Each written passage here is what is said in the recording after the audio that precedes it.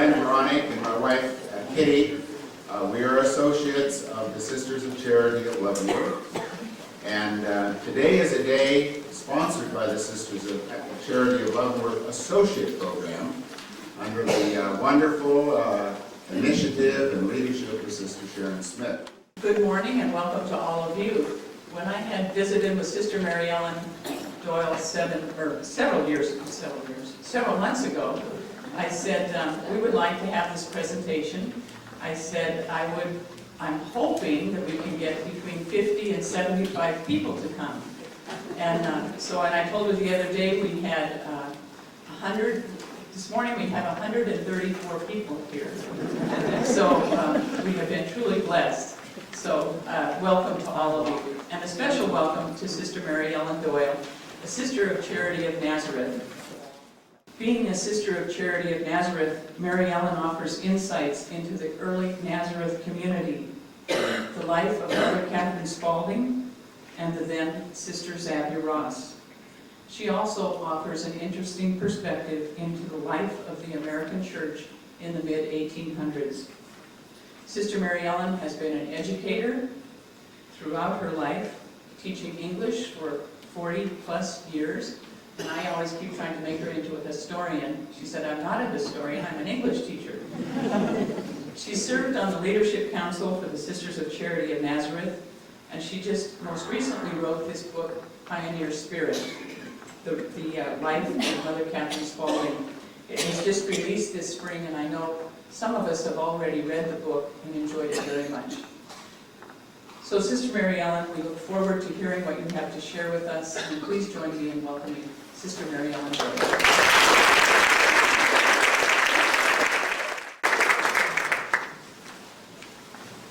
Thank you very much. I am flabbergasted at this crowd. I just am simply amazed that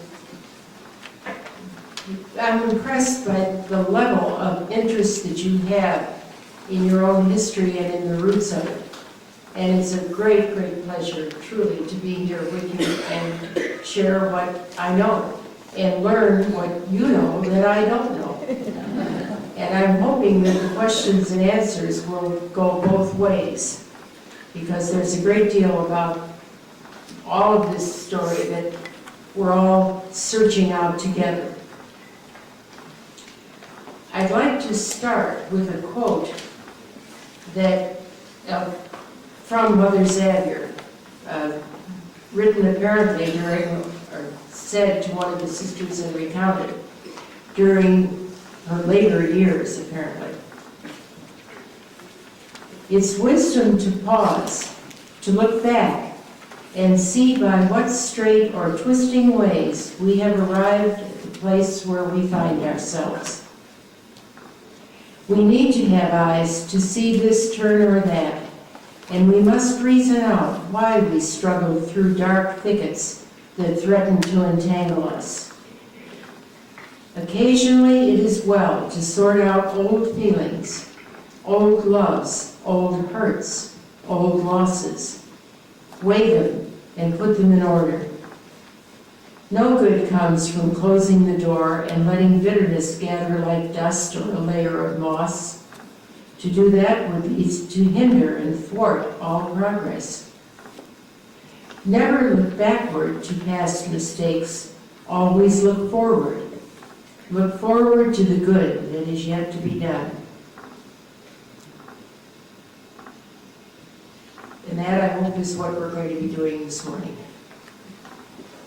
I think it's one of several quotes that seem to me to have come out of the mature wisdom of Xavier as she looked back at the things that had occurred in her life. And I presume one of the major things, if not the major, was her decision to stay in Nashville and separate with 5 other sisters from the Sisters of Charity of Nazareth. I can say this in regard to my own community. I do not believe anything really has given us as a community more joy than the coming together that has occurred between Nazareth and Leavenworth. And it seems to have begun. Let me just mention this. I received this from Sister Barbara Sellers yesterday, a letter from Father Kinsella, or first of all, to Father Kinsella, from your Sister Mary Aurelia, written apparently in 1915, right after she, the Sisters of Charity in Leavenworth had papal approval of their constitutions. But this part of it, Nazareth will rejoice with us in our great joy, for to their sisterly assistance, especially that of Mother Eutropia and Sister Marie Menard, who was one of our historians, both now gone to their reward, are we indebted for the expediency with which this cherished boon became ours. It is strange that I, who knew not Nazareth, should find my thoughts many times today reverting to the home of our origin, and particularly to Mother Catherine Spaulding. And it pleases me to think that in heaven today, she, even more than Mother Xavier and our other dear ones there, is especially happy because her Leavenworth, as well as her Kentucky children, are recognized by Rome. And Father Kinsella's letter back tells of his visit and meeting Mother Eutropia and saying to her, Mother, the sisters in Kansas still love Nazareth. Also, her splendid face became slightly flushed, and her eyes in sadness rested on the floor as she said in a very feeling way, we wish to know our sisters in the West. Those persons are dead now who caused the trouble. It is past and that's all.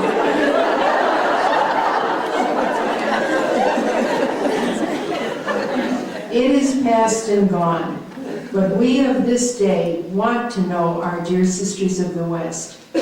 Carry this message from Nazareth. Tell them we want to know again our dear sisters.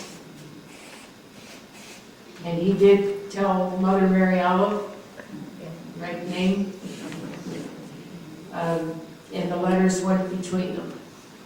And I think that's where it began, and I can simply tell you how very, very happy people of my time and generation are for the contacts we have had.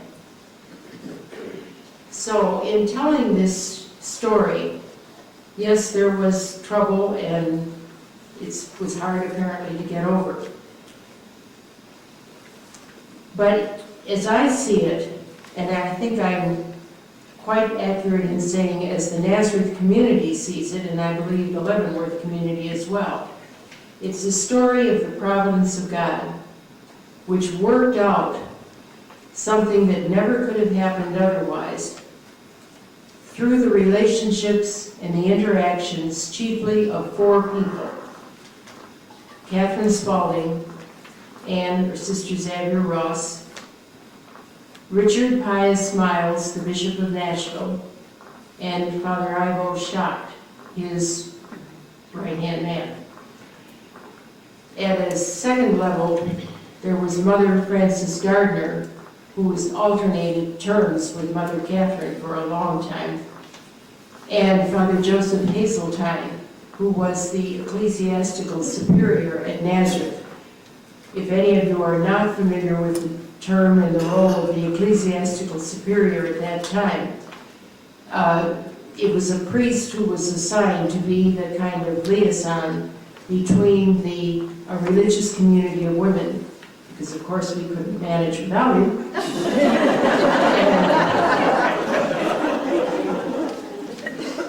The community and the bishop. And Father Joseph Hazeltine, for many years after the death of Bishop David, was our ecclesiastical superior and very much involved in all of our affairs and business, are very much a support to Mother Catherine and the sisters. So he had a lot to do with this whole story too. But Except for those main four, all the others were in some way influences or participants, but the story kind of rests on those four people. And while this is primarily a story and a focus on Mother Xavier before Leavenworth, I think we have to begin with Mother Catherine Spaulding, because she was such an influence on Sister Xavier, and her own life experiences were such a tremendous influence and formative experience on her own character. With both of them, I'd like to look at first Catherine and then Xavier, at their childhood, girlhood experiences, and then their community life as Sisters of Charity of Nazareth. In the case of Mother Catherine, her childhood is a story of upheavals and losses. She was born in Maryland in 1793, which makes her, if I'm correct, about 20 years Mother Xavier's senior. When she was about 4 years old, her parents brought her and her siblings to Kentucky to prosper, they hoped, on the frontier, which meant that she had to leave a very large, quite a relatively established state at the time, a pretty comfortable home, like around her grandparents' home. Lots of aunts and uncles and cousins, a big extended family, and go to the frontier of Kentucky. Very soon after that, a year or so at the most, after they arrived in Kentucky, her mother died.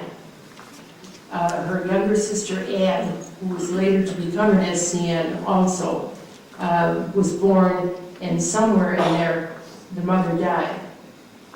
When Catherine was less than 10 years old, her father, who had gotten heavily involved in debt, either through land speculation or through the gambling that was endemic on the frontier, her father simply deserted his financial obligations and his family and disappeared, never to be seen or heard from again. Her aunt, Elizabeth Spaulding Elder, and her husband, Thomas Elder, took in the 5 Spaulding children into a home where they already had 10 of their own. So with them, Catherine did have a new kind of family life, an extended family, and some stability and care and affection. It is obvious from later letters and so on that she did have a very warm feeling for the Elder family. When she was about 16, well, when she was about 15, the court records indicate that Edward Spaulding was dead, her father. Whether they knew that or simply declared him legally dead because he had been gone so long, I couldn't say. But in any case, it was a kind of doubling of his desertion or disappearance. The next year, she and several of her sisters were transferred to the home of her cousin, Clementina Elder Clark, who had just married Richard Clark. And because the Elder house was obviously getting pretty crowded, and the children who were her peers were all getting to be teenagers and so on, Clementina, who was, I guess about 15 years older than Catherine, persuaded her father, Thomas Elder, to let her take a couple of, and her husband, take a couple of the Spaulding girls into their home. That's kind of the way you did things in family situations on the frontier. So she stayed in the Clark home for about 3 years, and until she went to become one of the founding members of the Sisters of Charity of Nazareth. She had grown up there in what has been called the American Holy Land, an enclave of Catholic settlements that are all around Nelson County and Washington County in Kentucky. These were people who had migrated down the river or over the mountain and then down the river from Pittsburgh and settled in that area, partly for security together and partly in the hopes of having a priest. And the priest that they got was Stephen Madden, who was, he was a character.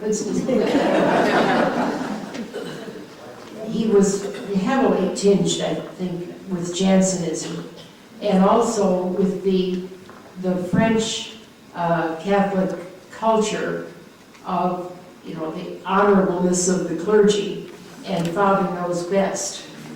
And he was pretty much, and he went into a culture of English Catholics who had been necessarily accustomed to doing without a priest in the Maryland, the years when Maryland had ceased to be a Catholic colony and where Catholicism was proscribed. You couldn't have public mass and so on. So they had been very much used to being their own about what was wrong, and Father Dad came along and was only too happy to tell them.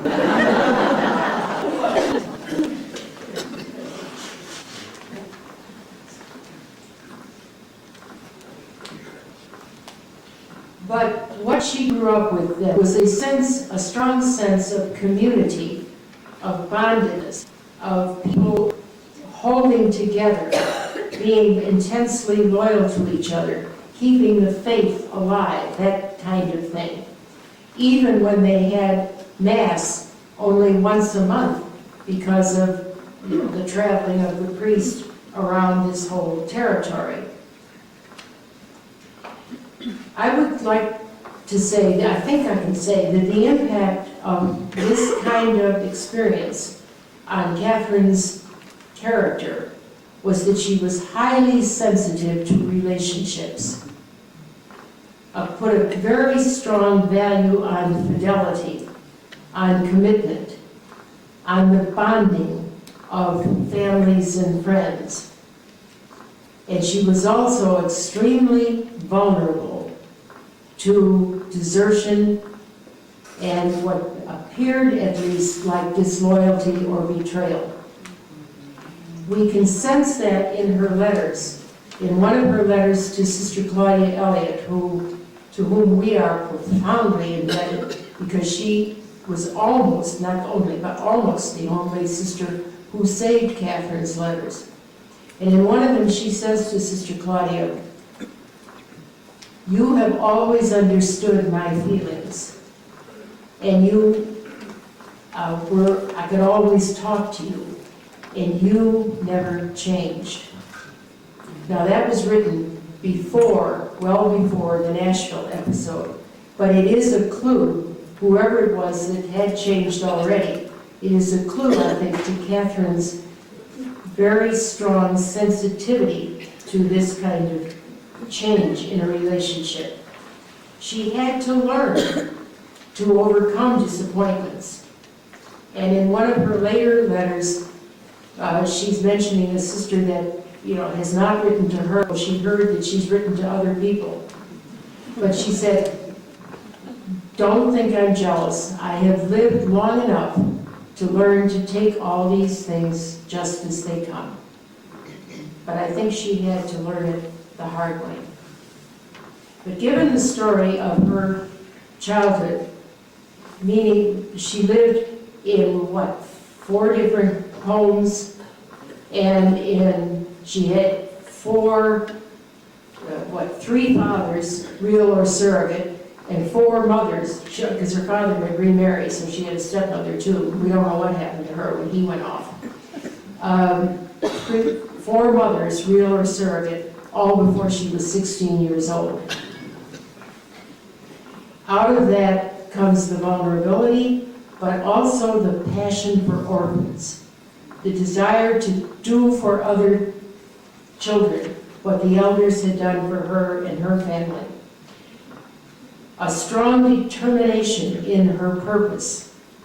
You know, she could have, she came, as we say today, from a dysfunctional family.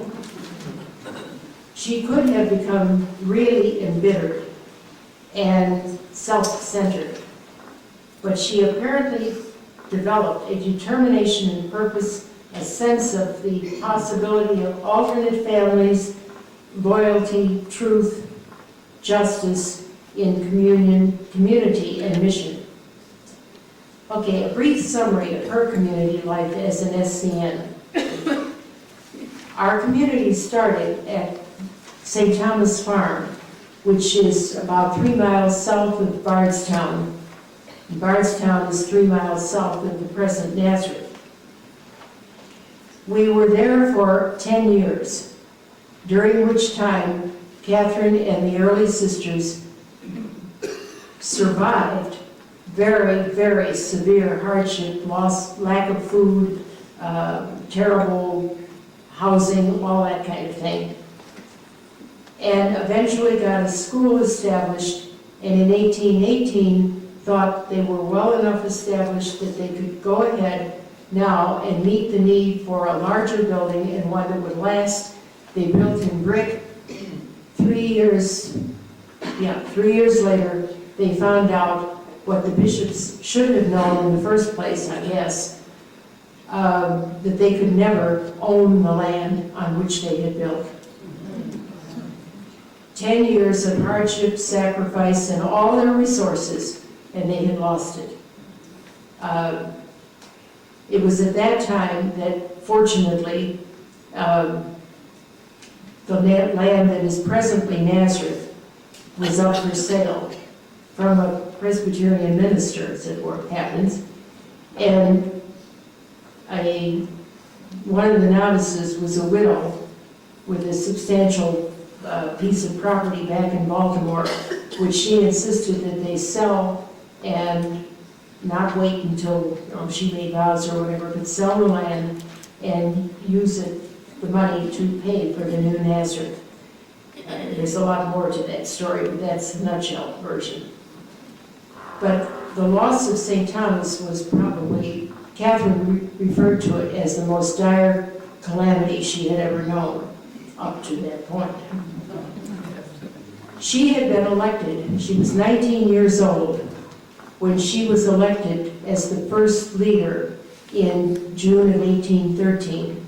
In 1819, with St. Thomas apparently flourishing, she was asked to take lifetime leadership, and she refused.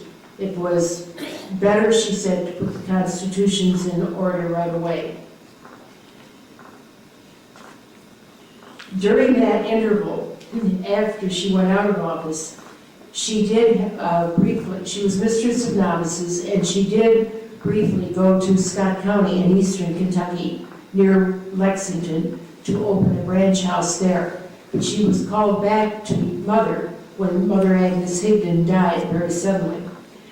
So her terms of office from then on were 1824 to 31, 1838 to 44, 1850 to 56, a total of 25 years altogether out of the 45 years that she lived as an SCN.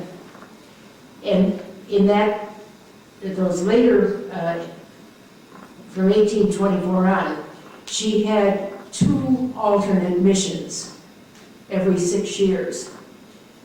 She was mother at Nazareth, or she was in Louisville with the orphans and the sick. And Sister Xavier was heavily involved with her in both of those areas.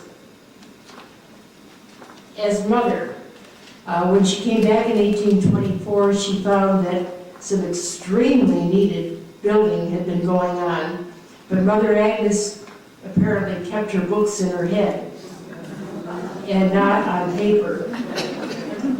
Maybe she couldn't, I don't know. We don't know how well she could read or write, like a lot of our early sisters.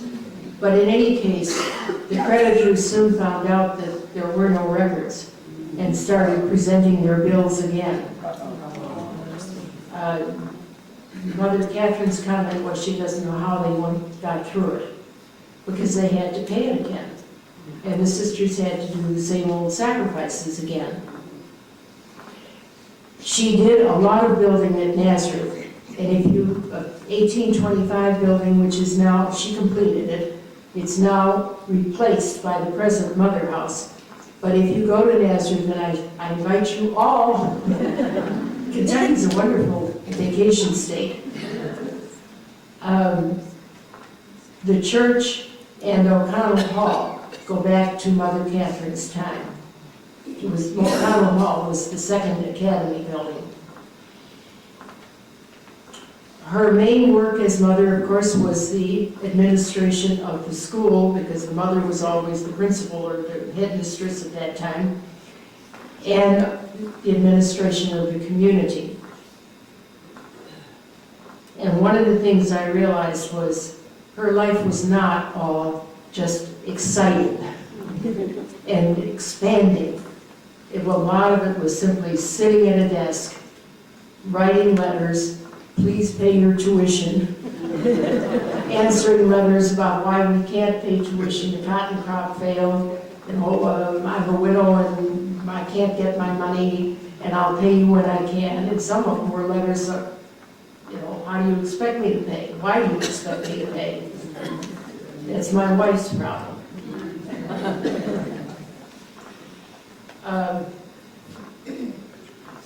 In 1841, she led the community through one of our most dire crises, and that was when Bishop Flagey thought it would be a nice idea to join the sisters in Kentucky to the sisters in Emmitsburg.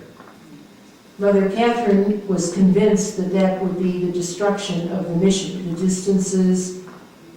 They had never dreamed of being anything except the independent, separate community that they had been founded to be.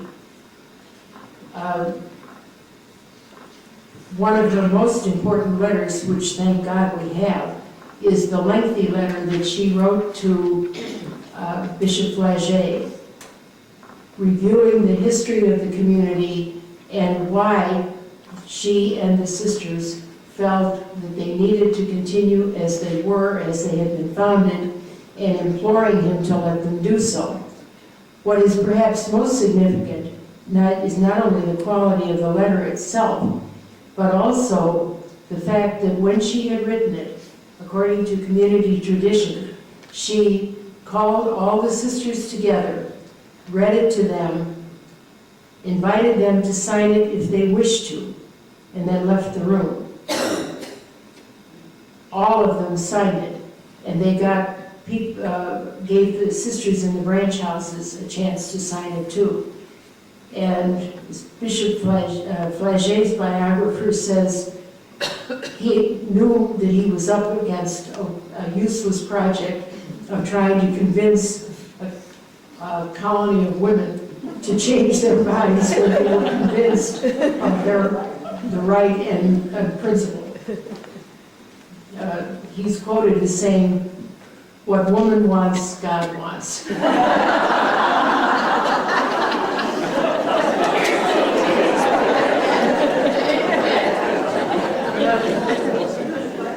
And then, of course, in her last term of office, there was the crisis over Nashville, and we'll come to that in more detail. In Louisville, in 1831, when she went out of office, Mother Catherine was sent to open Presentation Academy, the first Catholic school in Louisville. It is still there as a girls' high school. It's the oldest still operative school in Louisville. In 1832, a year after the opening of Presentation, cholera struck Louisville. The sisters closed the school for the time being, went out to nurse the sick where nobody else would do it, and eventually gathered up the orphans. And the result of that was the opening of St. Vincent's Orphanage. First, in the little building behind the St. Louis Church on 5th Street, where they were living in, well, it was a 6-room cottage, I guess you'd say, 2 in the basement, 1st floor, and 2nd floor. They had to, of course, build to accommodate orphans, so they built the second one right next door, and into it moved the 6 or 8 sisters and about 25 orphans who had been in that 6-room house. Eventually, they moved to what would really be called the third orphanage, I suppose, at farther east in Louisville at Jefferson and Wenzel Streets, and that's the orphanage, that's the location of the orphanage where Mother Xavier would have been as Sister Xavier.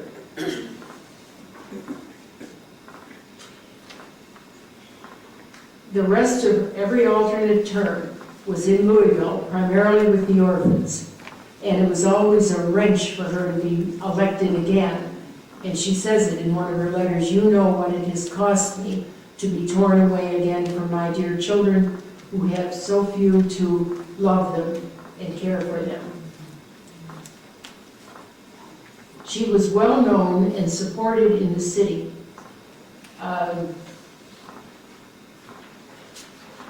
Businessmen who donated, the ladies of Louisville who ran fairs to get money for the orphanage and so on. And it was there in Louisville that she met Ann Ross and worked with her at St. Vincent's Orphanage and eventually made her superior at presentation. We'll come to that in more detail in a minute. So what were the personal qualities that Catherine Spaulding developed as an SCN? Obviously, the pioneering spirit started things, seeing what needed to be done and getting it going. Taking enormous risks in order to do that.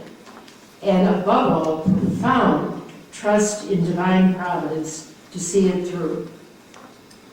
Simplicity in her lifestyle and her style of leadership. She was highly collaborative and simple in her dealings with the sisters. Our old constitutions call for superiors to exercise their office with the sweetness that shall not be wanting in firmness. And I think that was true of Catherine. She was collaborative but could be challenging. She was known for great personal warmth, especially to her friends, who were both sisters, clergy, and laity. Fortunately, though we have only about 65 of her letters preserved, they are to all these different kinds of people, so we can see how she related to different groups of people, all of whom seem to have had profound love and respect for her. And she had a very profound, and this is important, I think, in looking at what's going to happen, she had a very, very deep love of community. And it was little time after the national crisis that she wrote this, what we quote very often, that our community must be the fount from which everything comes. And in the name of the community, all must be done. Her spirituality was marked heavily by, of course, prayer, a devotion to the Eucharist. This is a girl that grew up with monthly Eucharist. And we have all these evidences of how much it meant to her to have the Eucharist in the house and to be able to spend, as she needed it, especially in crises, hours of prayer before it. A very strong Vincentian spirit of charity and a recognition of the role of the cross, the inevitability of the cross in life. She says, without it, we could not be followers of our Lord. Okay, Ann Ross, Sister Xavier. Let's look at the parallels and the differences between these two women. The parallels, it seems to me, are extremely strong and influential in their relationship as it developed. As you probably know even better than I do, Ann Ross grew up in a very heavily Protestant family. There seems to be, I'm told there's some question whether her father really was an ordained Methodist minister, But in any case, he was apparently a very strong factor and influence in the church, and profoundly committed to Methodism. He adored her, I've read. Her mother was apparently a very loving woman, but, you know, women in those days were subject to their husbands.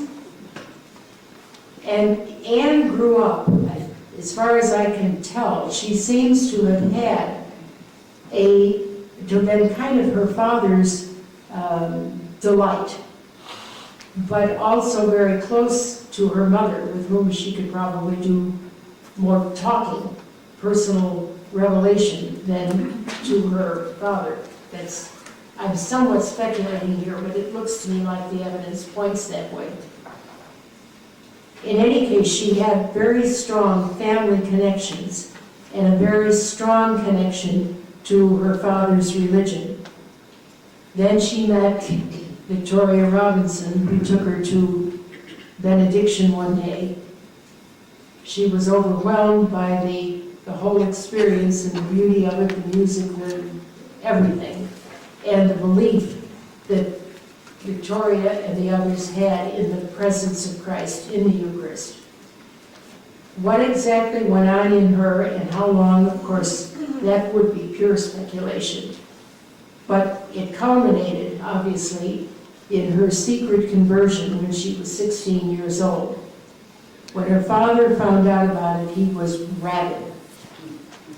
And one of her brothers, I have read, but I think it's in Up North that I read it, or Alice Sister Buckner's book, one of her brothers virtually persecuted her at home.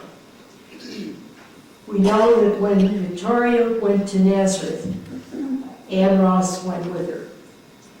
That meant going down the Ohio River from Cincinnati to Louisville and getting off the boat at the wharf in Louisville.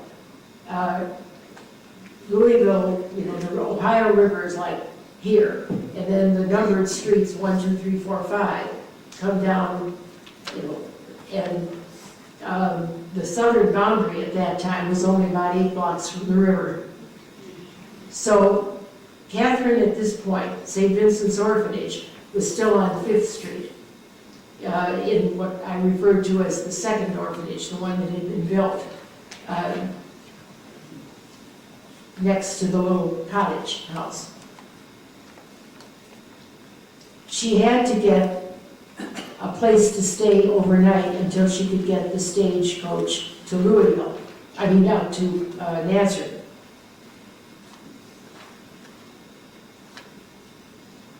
Before I come to that, let me refer to the what I see as the impact of her girlhood on her out of this Protestant family conversion, you know, running off to the convent experience. Obviously, she was a woman of intensity of faith. You don't do things like that unless you've got a pretty strong conviction and idealism to go with it. She obviously had the ability to take a huge risk. I mean, she could not have expected anything approval from her family, and especially her father, for running off to a convent. This was the days of rather open and extreme hostile anti-Catholicism. And there were lots of pamphlets around and articles and so on being published about these horror stories of Protestant girls being lured by the nuns and into convents and experiencing a great deal of repression there. So her conversion and her running off to the convent, it really was. She was risking all future contact with her family. Obviously, she was a woman, a girl, who became a woman capable of enormous determination in the action she was taking, where she felt that it was due and right She did it. And one of the quotes from her later life, I got too many papers here, holding up the room, please. What did I do with it? I'll get it, I'll find it somewhere in here. I think there are a number of these quotes that to me suggest Xavier looking back later in, oh, here it is. Nope, here it is.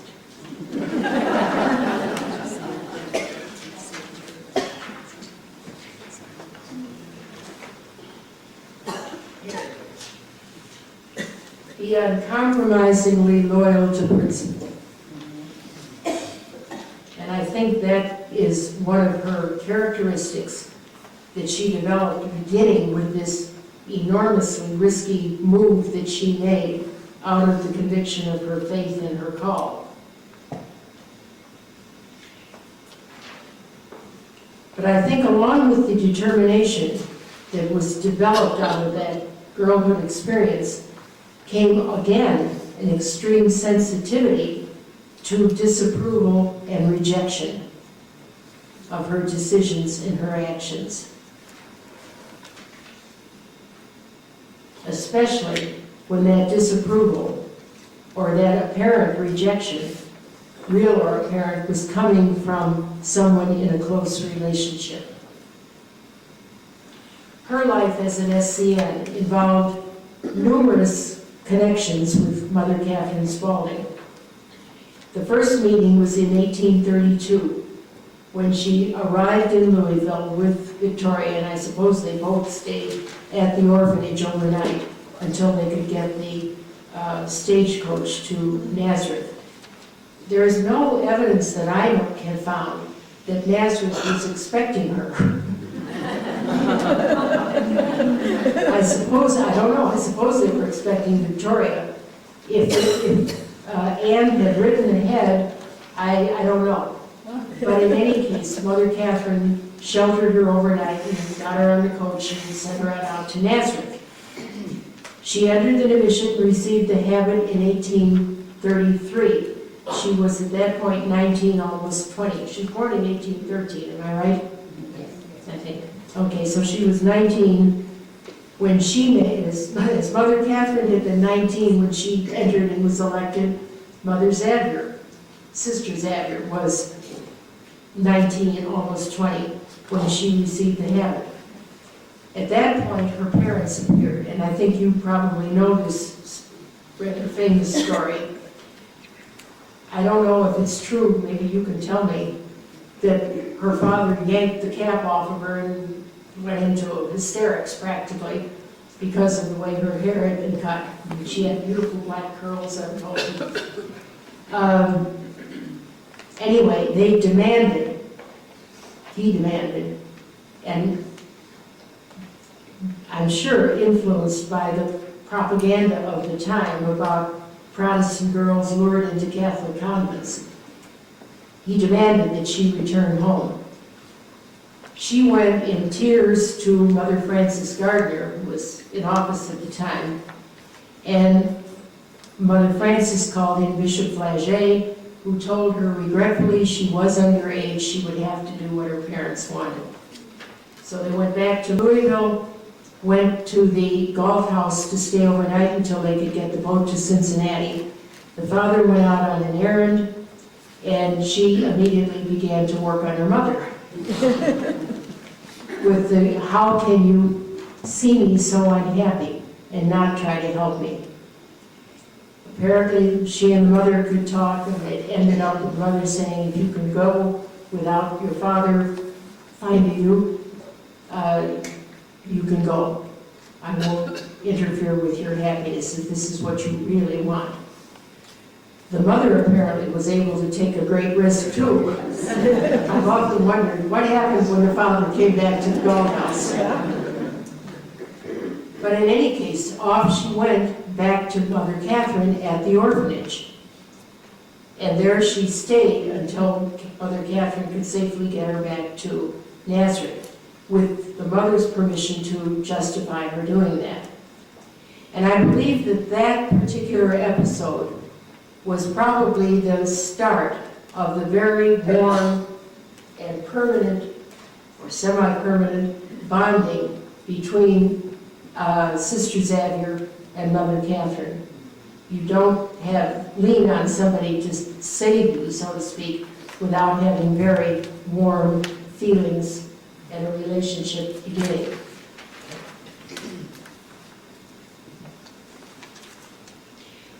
The qualities that I see coming out of, revealed in that whole episode, are Sister Xavier's passion. She could really feel very strongly about what she wanted to do or felt called to do, obviously. And the determination. She was not a woman, clearly, who was easy to cross or to force or to persuade to give up what she felt called to do. After her vows in 1834, she spent 2 years at Nazareth. At least her permanent record in our archives do not indicate anything for those 2 years. So we assume she was at Nazareth either studying or perhaps beginning to teach. Then, after those 2 years, she went to the second St. Vincent's orphanage, the same one to which she had run before, as a teacher. And she was there to help in the move of that orphanage to Preston and, Jefferson and Wenzel in 1806. And there she lived with Mother Catherine as her superior and her mentor. She was there for several years, and she was there actually for about 5 years, I guess, till 1841. And in her years at the orphanage on Jefferson Street, she became known for her love for the sisters and the children, her sense of humor, her kindness, and her endurance of the hardship that was involved. Mother Catherine's letters indicate that they could not afford fuel for the fires, only in the community room in the evening and in the children's schoolroom and I think dormitory. But the sisters simply endured the cold. And that, as I understand, was the beginning of Mother Xavier's deafness. In 1841, she was sent to Nazareth as a teacher. Now, Catherine had been re-elected in 1838. So when Xavier went back to Nazareth in 1841, Catherine was again mother, her mentor, and her friend, and helping her to develop her own strong leadership qualities as a teacher, as a sister, her spirituality, all of that. Remember, as I said, there was a 20-year difference between them in age, and they seem to have had that strong kind of bonding relationship that an older sister has with a younger one who is close to her, open to her guidance, receptive. It was clearly a bond that was going to cause a lot of grief to both of them if it were ever broken.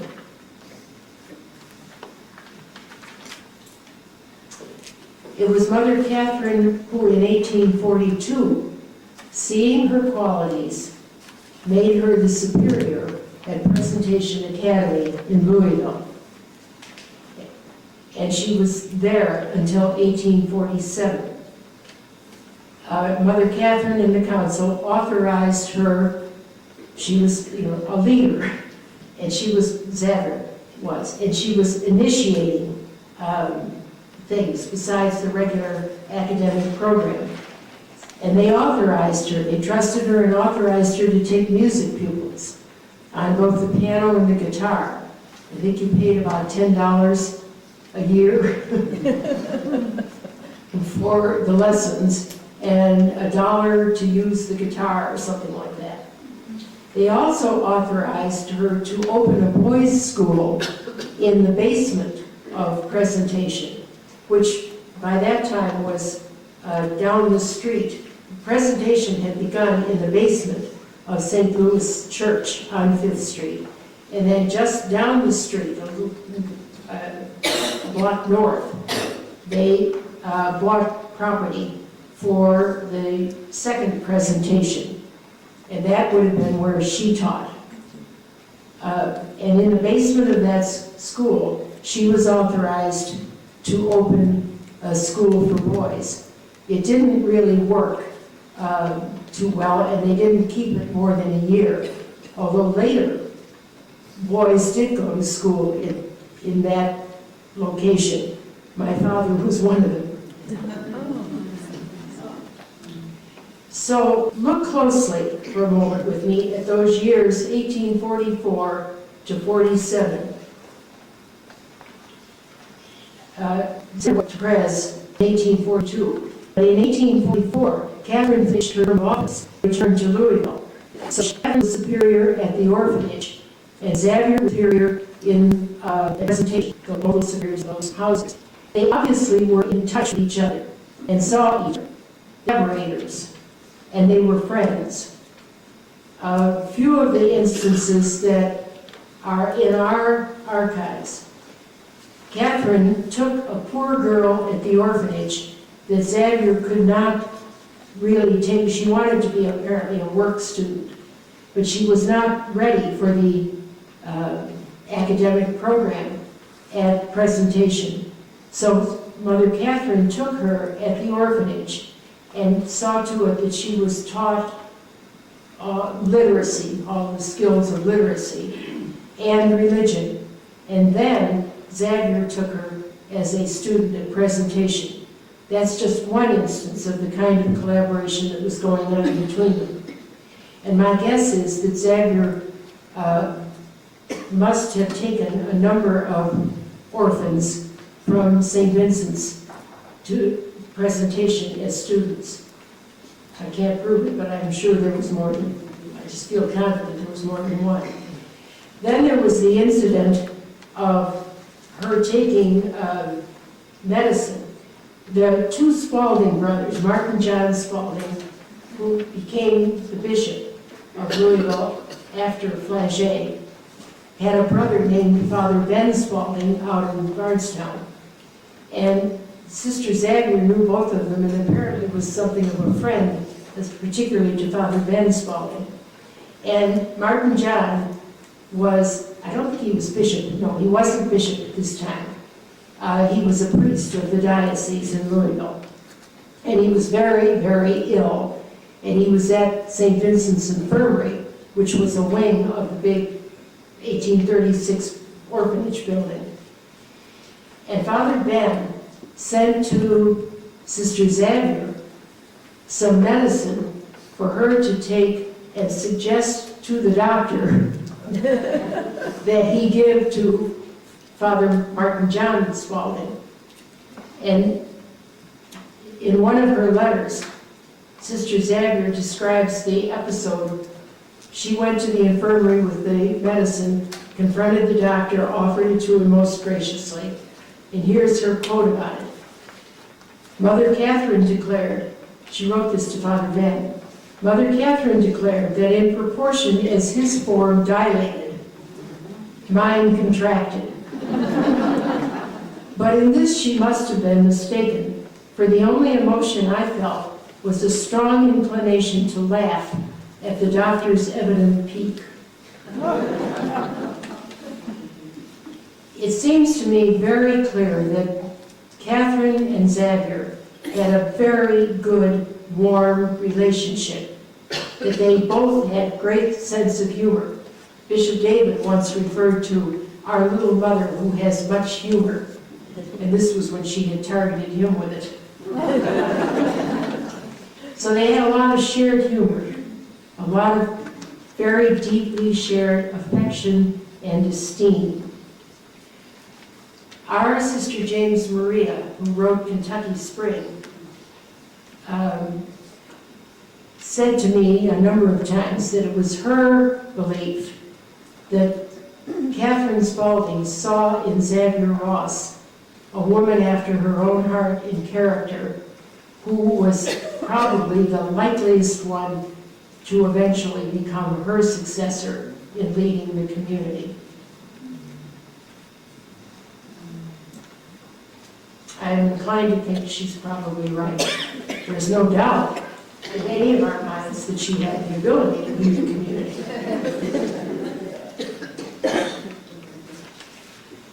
In 1847, Sister Xavier was sent as the superior in the new mission at Nashville.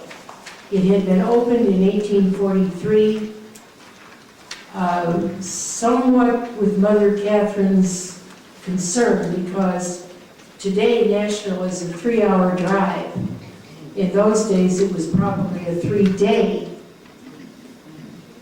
travel by wagon.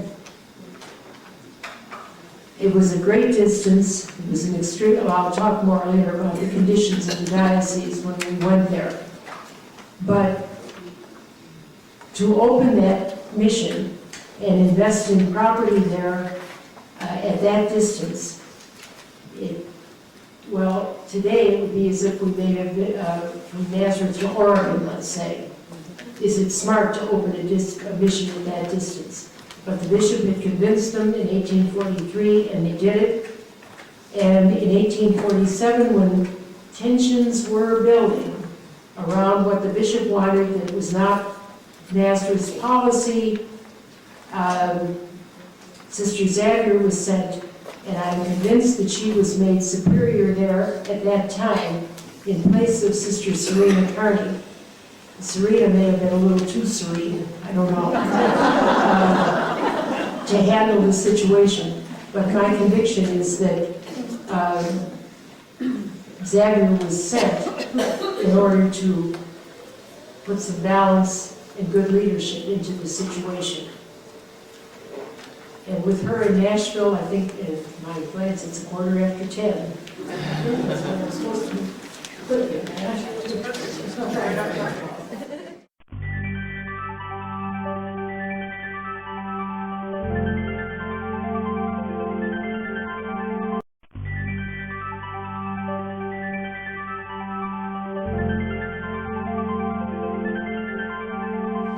Thank you very much.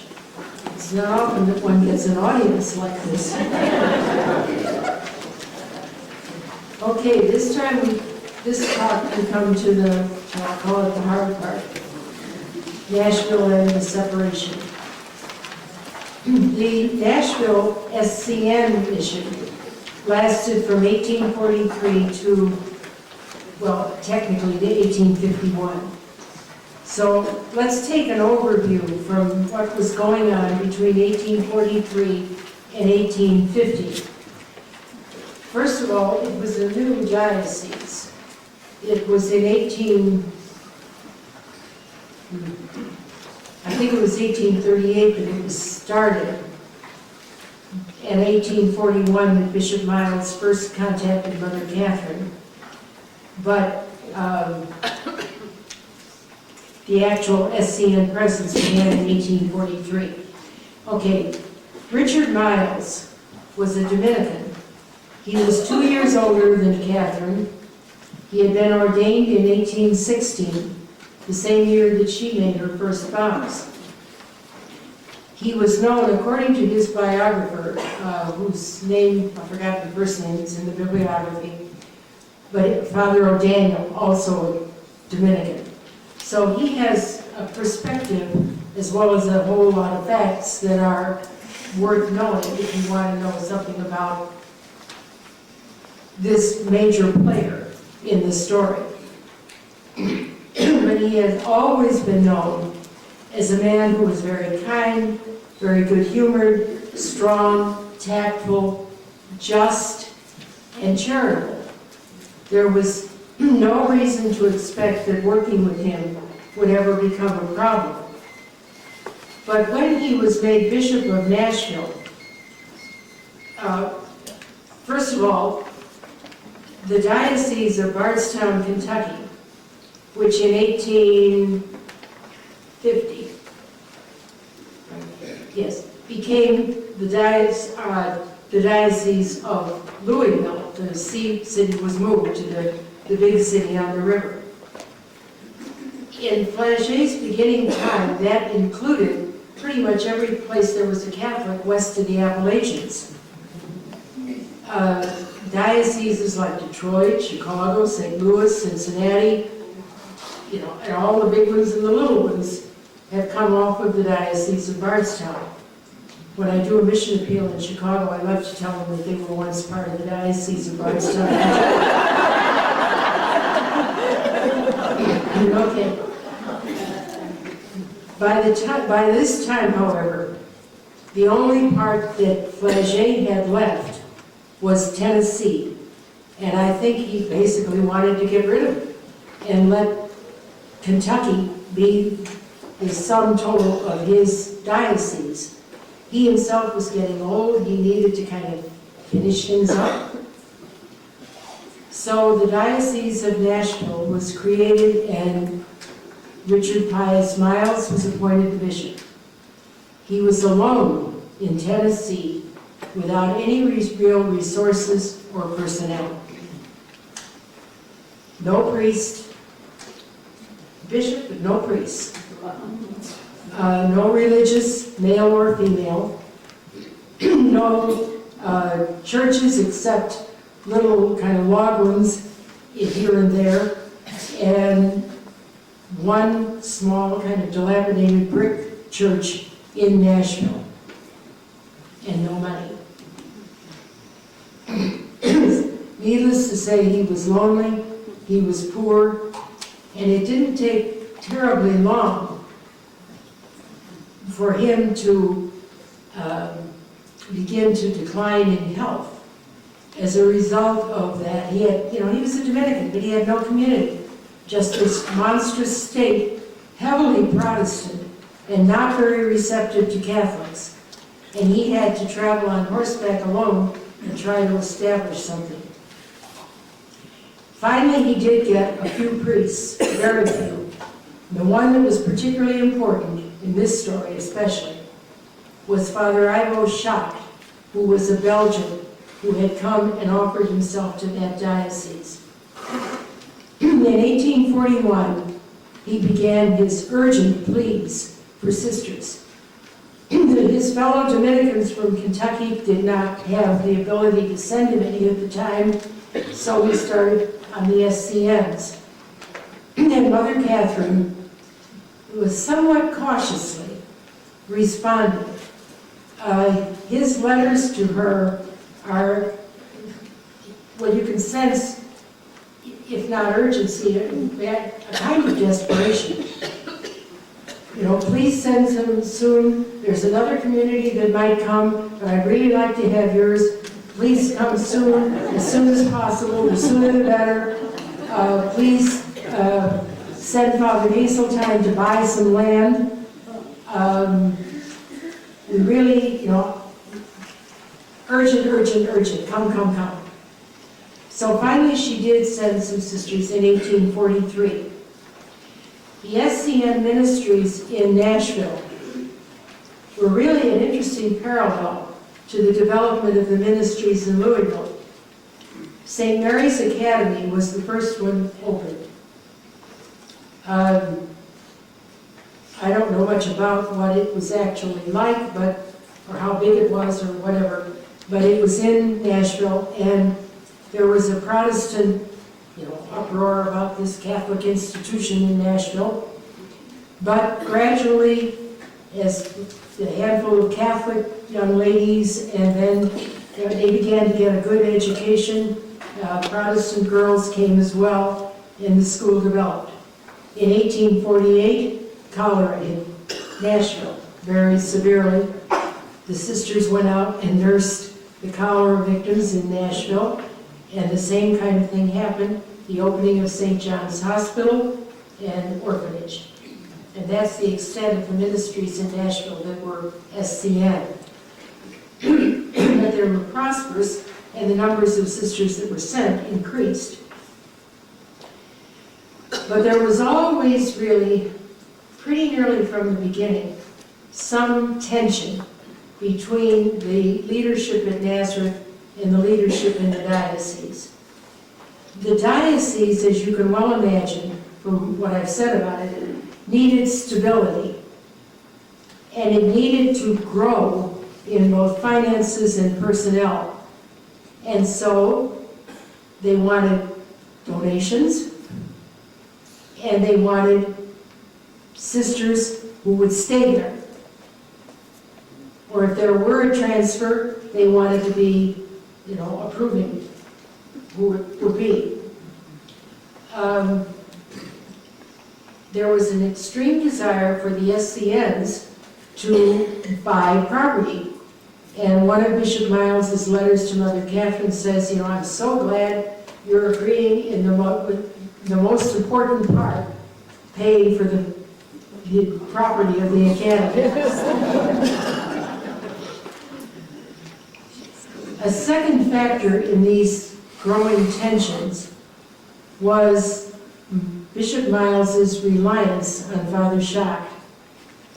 Now that's not surprising, because Bishop Miles, as I said, was already getting worn out from horseback riding all over the state and being alone and all of that.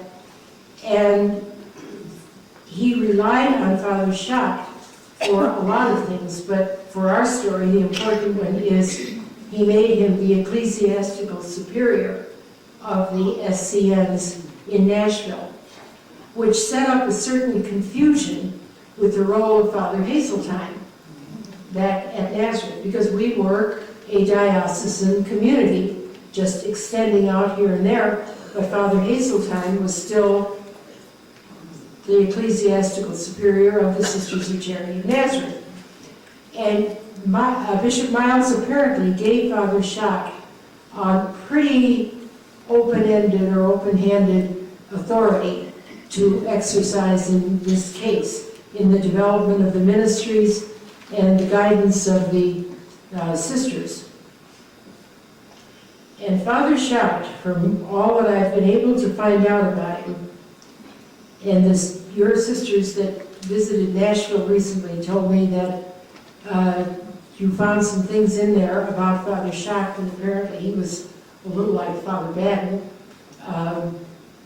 Father knows best, and something of a character. But in any case, he had ideas of what he thought should be done by the sisters, for the sisters, with the sisters, and he was a man who was adamant in his ideas.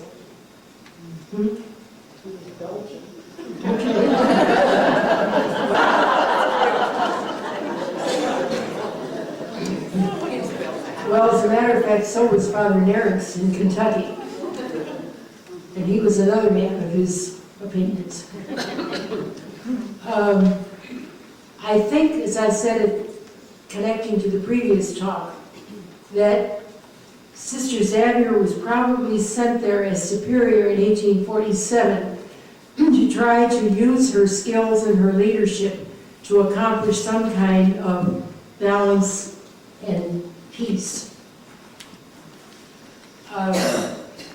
One of the sisters, I've forgotten the date on this letter, I have to check it in the book again, but had written to, one of the sisters who was there, Scholastic Fenwick, had written to Mother Catherine saying that the school was doing well, that there was an increase in pupils and so on, but she was concerned about some of the policies.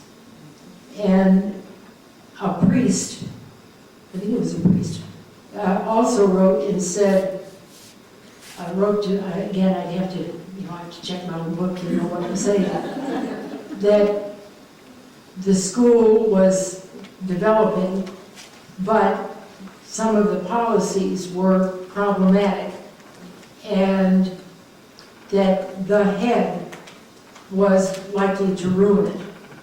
Now, by the head, I think he meant Father Schacht. because he was the head of any enterprise that was going on. Anyway, the clash really began with the clash of priorities that Bishop Miles and Father Schacht had. And as I said, personnel and finances and stability. So, in terms of the finances, they had,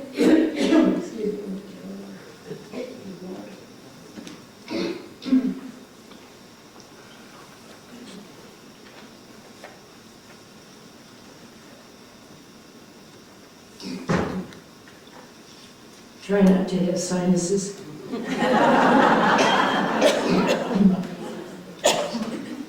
Nazareth had required that each sister per year be given a $50 stipend. Now that was good enough money in those days, I guess. Bishop Miles, Father Schacht, we never quite know who was who in this kind of struggle and decision making, but in any case, they thought that was too much.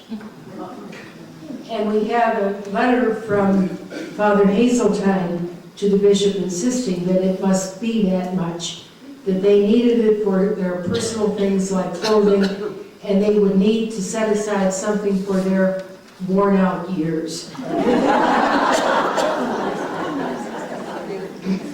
Another thing they wanted was a donation, a substantial donation from Nazareth for the building of the new cathedral in Nashville. And Nazareth couldn't do it. At that particular time, Nazareth was really in, the sisters were still, the new academy had not yet been built, and the sisters were, sleeping over the laundry in little houses around, cabins and cottages around on the property, wherever they could. They were poor, and they could not contribute to a cathedral in Nashville. So that was a bone of contention. Then Bishop Miles, once he had his cathedral, wanted the sisters to be in the parish choir.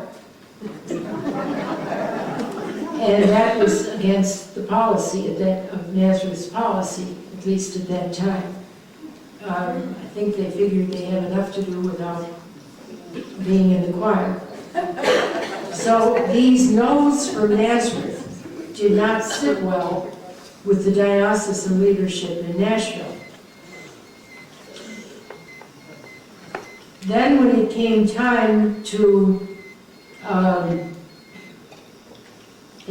more sisters for the hospital and the orphanage, Father Hazeltine wrote and said that if more sisters were to be sent for those institutions, the rule of St. Vincent de Paul would come with them and was to be observed. And if that is not satisfactory, we will take steps to relieve you of embarrassment. Okay. But the real big bone of contention, I think, and that really ended up with the rift, was their wish to control appointments and transfers. Who was to be sent to Nashville and who was to be transferred out of Nashville. They wanted, well, first of all, they didn't want transfers out if they were satisfied. They wanted to keep those sisters, and they wanted to have a kind of right of approval of whoever was to be sent. Now that really went to the core of Nazareth's right to oversee its own missions and its own sisters. And that was one thing. Whether they ever would have bent on the choir and that sort of thing, I don't know. They never did that I know of. But for sure, Nazareth could, and the council could not bend on their right to make appointments and changes. I mean, the kind of discernment we do now was not done in those days. We got what, I don't know what you call them, but we call them thin letters.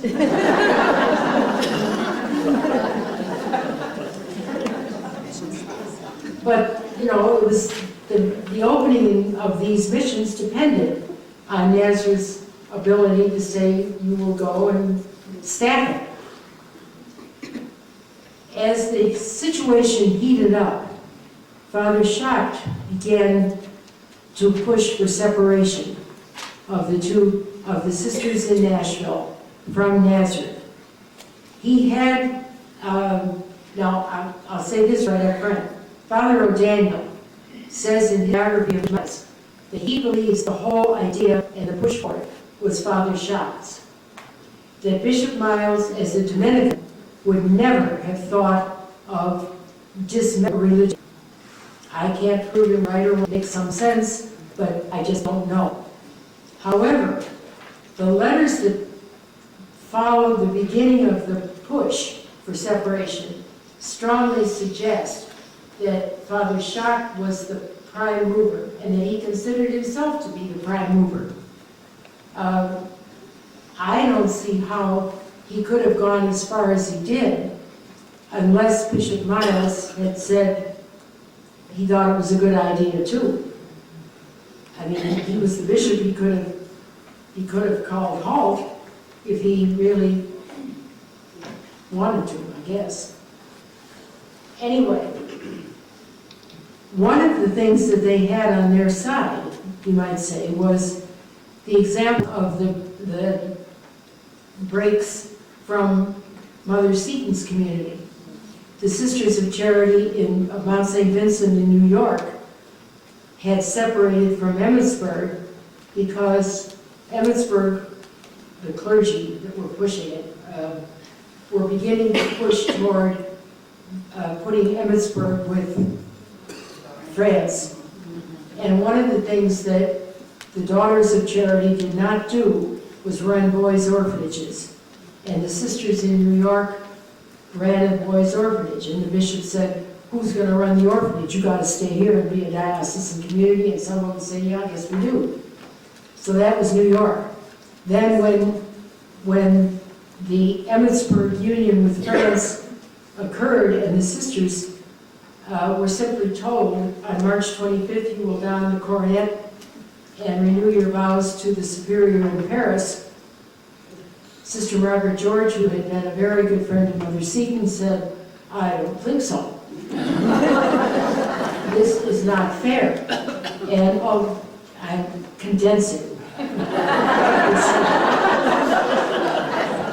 But ultimately, the Archbishop Purcell said, yeah, it isn't fair, and if you want, you can form a diocesan community, and they did. So, Bishop Miles, and that's the Mount St. Joseph's in Cincinnati, and those ruptures, by the way, were very painful, and one of the sisters in Cincinnati said that in their history, the Emmitsburg sisters were told to simply have nothing to do with them. So, you know, it was quite a while before they got themselves back together again. This is a piece of American Catholic history that is not terribly pleasant, nor would we be very proud of it in these days, but it's the facts. And you can see why it was so painful, because all of them were struggling, you know, to develop their membership, hold their membership, and build their missions. And it's not fun.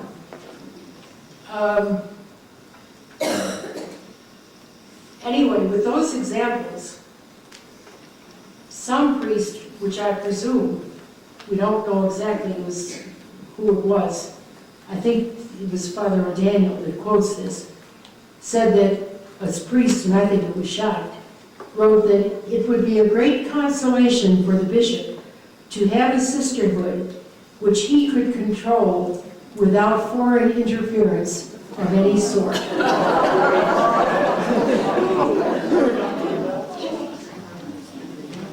And Hazeltine replied to that, which I've already quoted to Bishop Miles, If the sisters come, more sisters come, the authority of the mother house will be maintained. If the bishop is not satisfied, we will make immediate arrangements to free you from embarrassment. That was written on August 29th, 1849. And that same day, the council voted to call the SCNs home if no resolution was achieved. Now, here we come to the hard part. Why was it impossible to achieve a resolution? And I think one reason, and I'm going to enlarge on it a little bit later, is that a lot of the sisters in Nashville agreed with the bishop. They wanted his wishes to be, or Father Schott's wishes, whoever it was. They thought that what they wanted was reasonable and should be given. Here we'll begin to date things a little more closely. That letter was written in August of 1849. Things were evidently heating up.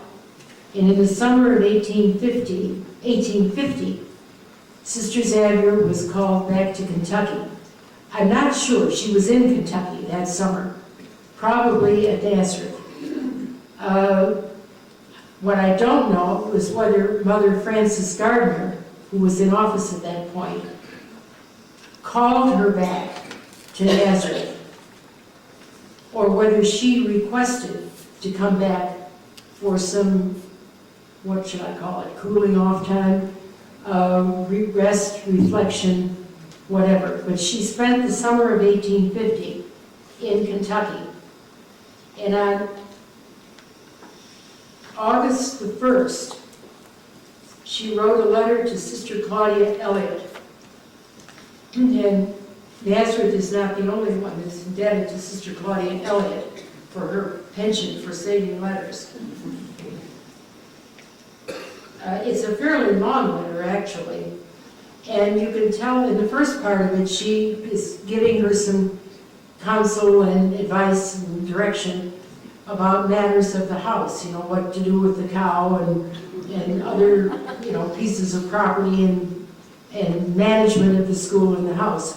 And what that part says to me is that she was as good a leader and as good a manager as Catherine Spaulding was. She knew how to use resources and give prudent directions in a kindly manner. But then there's these other parts of the letter.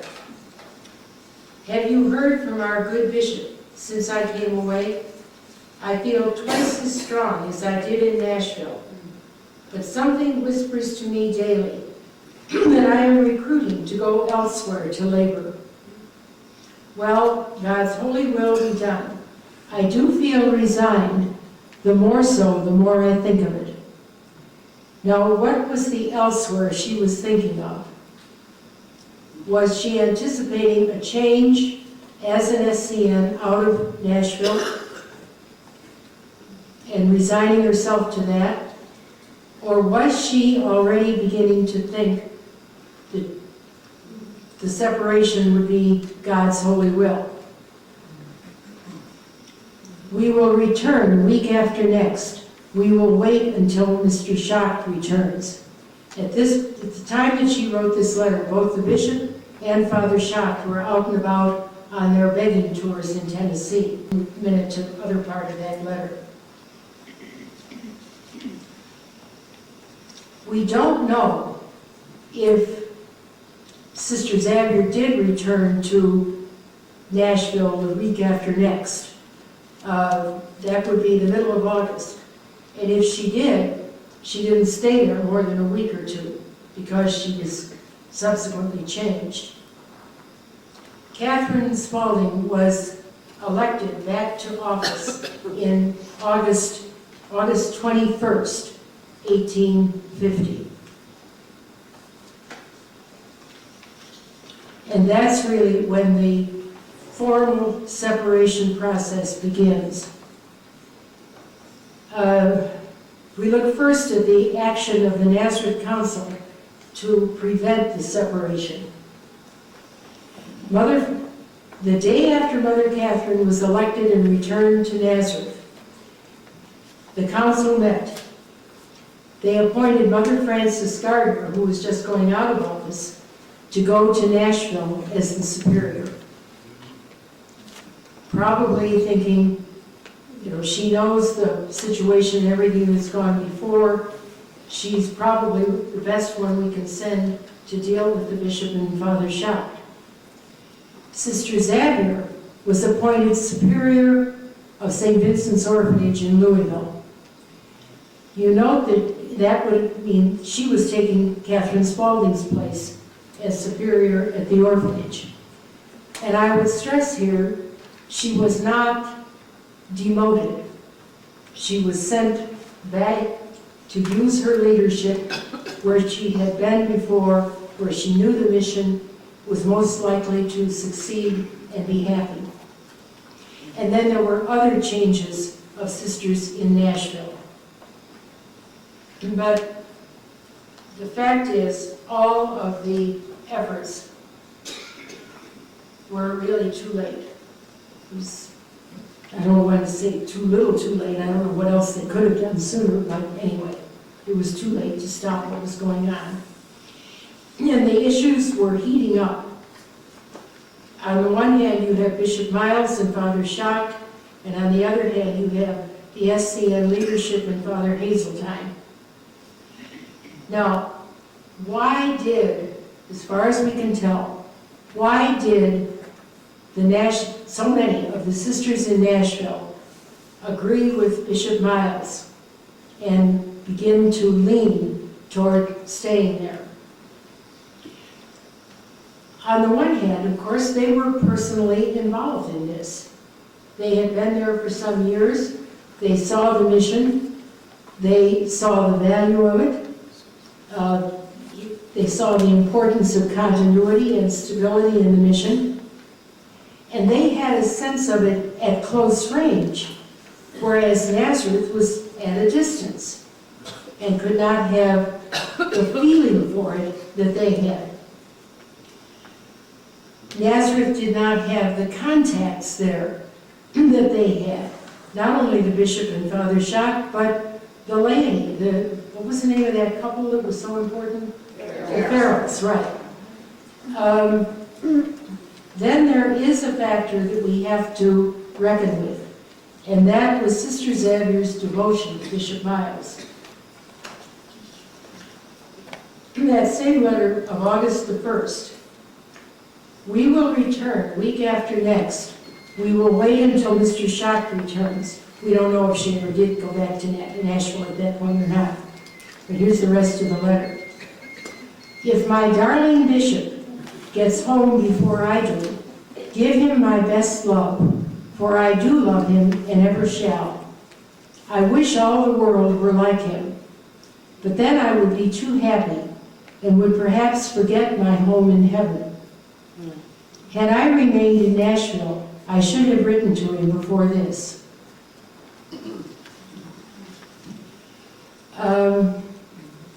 I've reflected a lot, and I know some of you have also, on that paragraph. There's no reason at all to think that there was anything untoward in their relationship. The worst you can say, I think, is that perhaps Xavier, who was a woman of strong feeling, no matter what the occasion, was very devoted to him, admired him, and her strong feeling was expressed in what we might say, and probably if anybody else but Claudia had read it, might have said, this is a little inappropriate, or maybe it does not reflect full maturation. It was not the woman that she was to become.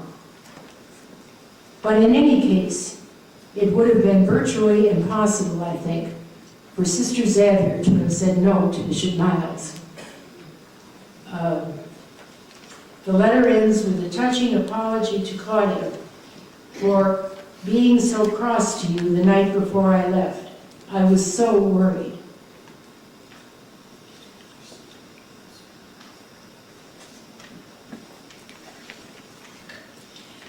Okay, in June of 1851, Father Schock writes a letter to Bishop Martin John Spaulding. He's Bishop of Louisville by this time. And he urges him to visit Nashville. The bishop, that is Miles, desires that the house of Nazareth would be kind enough to furnish him with 5 or 6 sisters to commence an initiative of our own. Our circumstances render this an imperative duty on our part. I consider a refusal almost certain because note this, I could not take any other but such as I would name myself.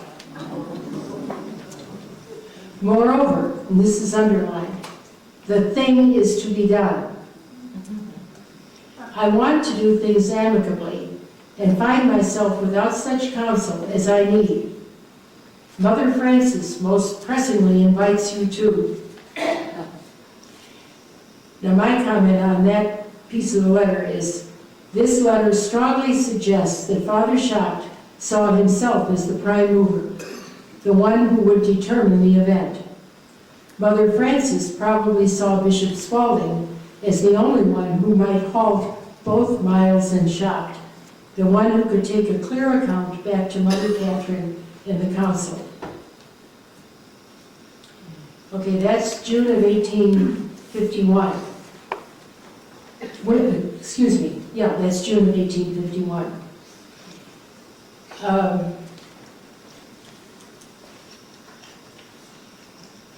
During the winter of 1851, Sister Xavier was in Louisville as superior at St. Vincent's Orphanage, and she was very faithfully performing her duties there. She was also keeping in contact with Nashville. One of the things that we don't know is whether she was keeping contact with Mother Catherine. Mother Catherine was out at Nazareth, so you didn't travel back and forth to Louisville the way we do now from Nazareth. It was a day's journey. So one of the things that I know you would like to know and we would like to know is what kind of contact did they have and what was going on between those two women in the minds and hearts of both of them during that period of time.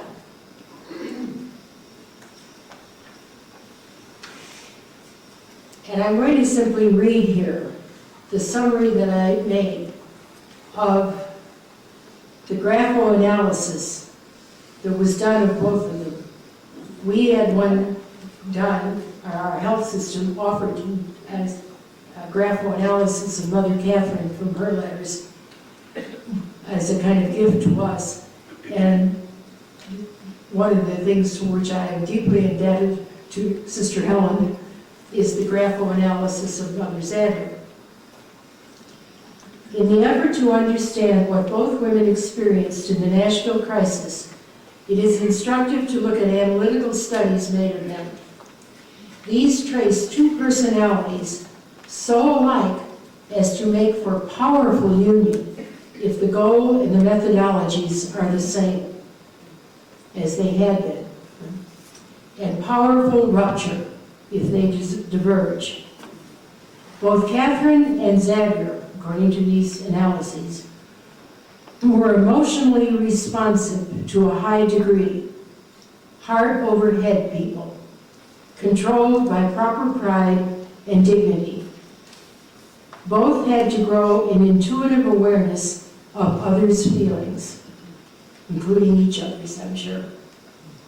Their decisions could be quick, influenced by feelings and by confidence about an issue. Yet they were balanced by fine analytical, critical thinking. Neither was highly imaginative. Both preferred action on facts as they saw them. Most significant for the situation, both were women of strong will and determination. Both assertive, even aggressive on occasion, frank, yet capable of diplomacy. Xavier, it was said, would not give up a project halfway, nor in the face of defeat. Catherine had some reluctance to loosen the grip on what had been achieved.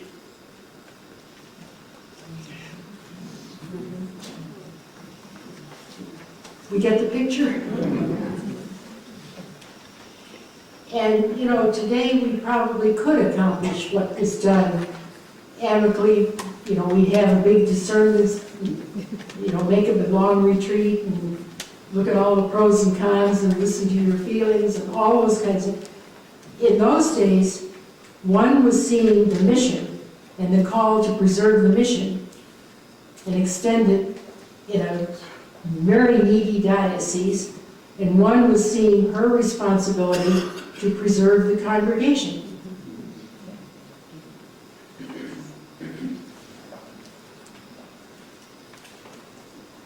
On June 26, 1851, Sister Xavier, according to our register, ceased to be a Sister of Charity of Nazareth. And she wrote about it to Father Ben Spaulding. Did you know how long, how thoroughly I have resolved the matter in my own mind, how composedly and peacefully I take this step, it would appear to you, as it does to me, the necessary result of causes which have produced it. I have not done it hastily, but have reflected on it long, and constantly prayed that I might do only God's holy will. I leave in peace with all, and I hope my leaving will disturb the peace of none. I shall not cease to be a Sister of Charity.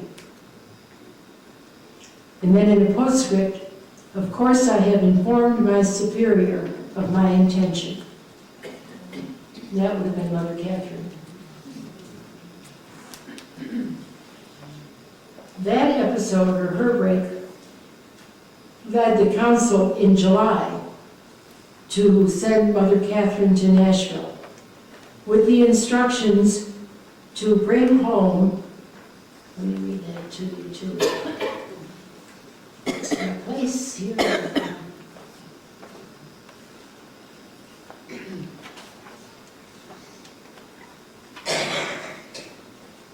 July 2nd, 1851, the council resolved that Mother Catherine start tomorrow for Nashville, and that she be and is hereby authorized and required by the Council of Nazareth to order home, in the manner she may judge proper, the sisters at St. John's Hospital. She was to ascertain the present dispositions of the sisters at St. Mary's Academy, and if she thought changes were needed, was authorized and requested to send such sisters home. The language is legal and decisive. The intent is obviously to end the mission of the hospital, and if possible, to save that of the school. I would love to know Mother Catherine's mind on that 3-day trip down to Nashville. In any case, it was not possible to save either of the missions, and as SCN missions. And so, I think it's not Judy Gilmore, the other one. Mary Buckman. I think it is she that if I remember that I am quoting here, that throughout all the negotiations, the most kindly feeling was manifested. Mother Catherine only attempted to dissuade them from precipitancy and trembled lest their courage might lead them into peril. I'd like to think it was all that pleasant and amicable.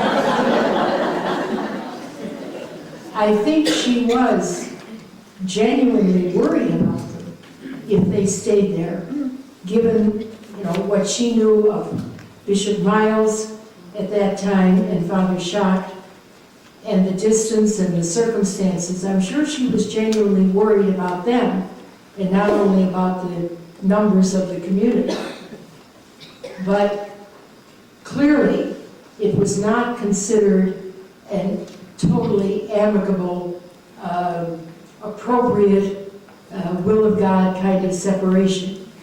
On their side, yes, probably it was definitely considered the will of God, and they had all reflected and talked and so on. I would have to believe that. On the SCN side, in those days, it could not hardly have been considered anything except a dismemberment and a, well, frankly, a disloyalty.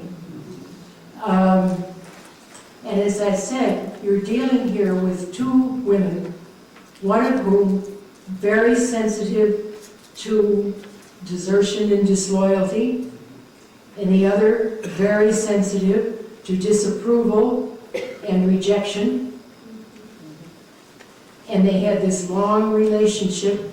It could not have been anything except a cross of major proportions for both of them, it seems to me.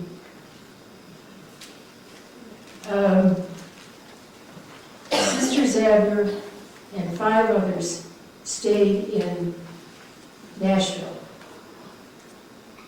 Sister Mary Vincent Carney, Sister Joanna Bruner, and Sister Baptista Carney from St. Mary's Academy. And from the hospital, Sister Ellen Davis and Sister Jane Frances Jones. Later, Sister Dorothy Villeneuve in 1852. Sister Dorothy Villeneuve and another sister who had not been in Nashville, Pauline Gibson, went to Nashville.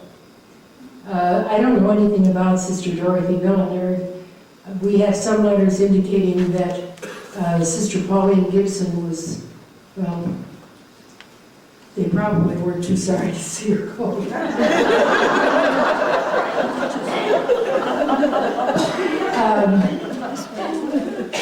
Sister Baptista Carney returned to Nazareth, and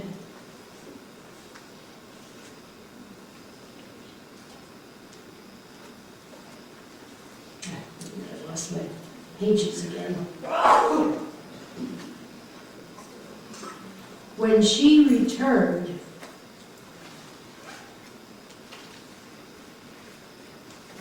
she was told by the council that she could come back if she were willing to go to the novitiate again, which was, characteristic at that time. If you left a community, you went to the novitiate again when you came back. And make such other reparation as the council would decree for her fault of leaving the community.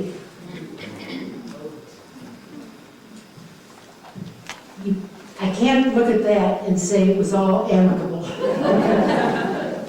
On the other hand, by the time she had been 4 months back in the novitiate, things evidently softened down a bit because she was allowed to make her vows again.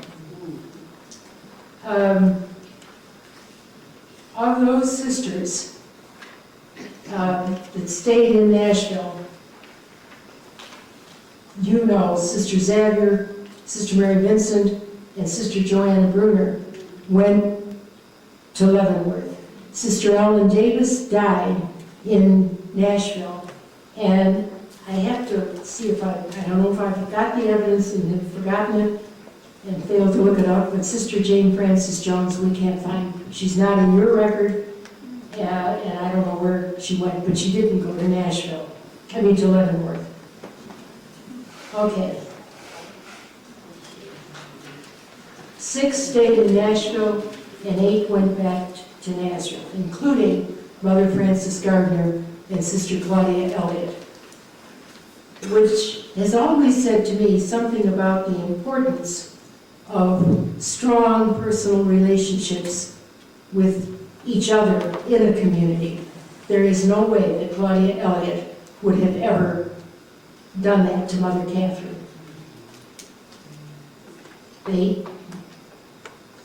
And that's not a comment negative to Sister Xavier because of the strong problems that she had as the leader of that group and the continuity of the mission greatly depending on her. Quite a different situation from Claudia.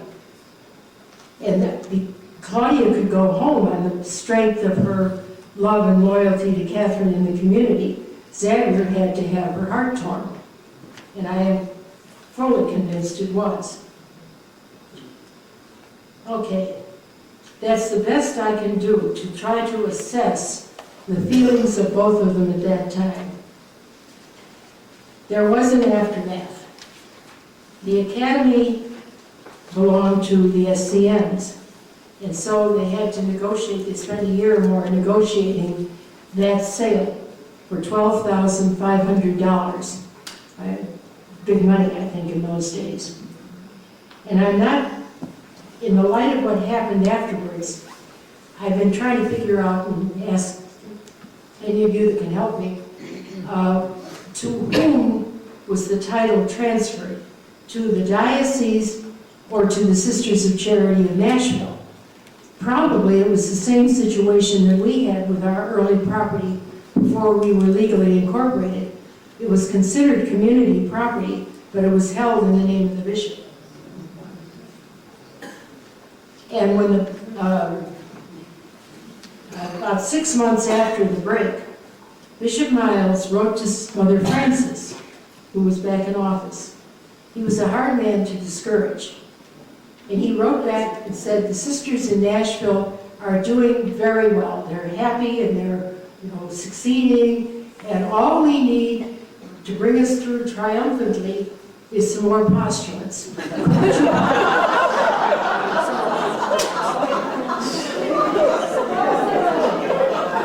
Couldn't you send us 5 or 6 more postulants? She sent the letter to Father Hazeltine, and Father Hazeltine told her how to answer it politely.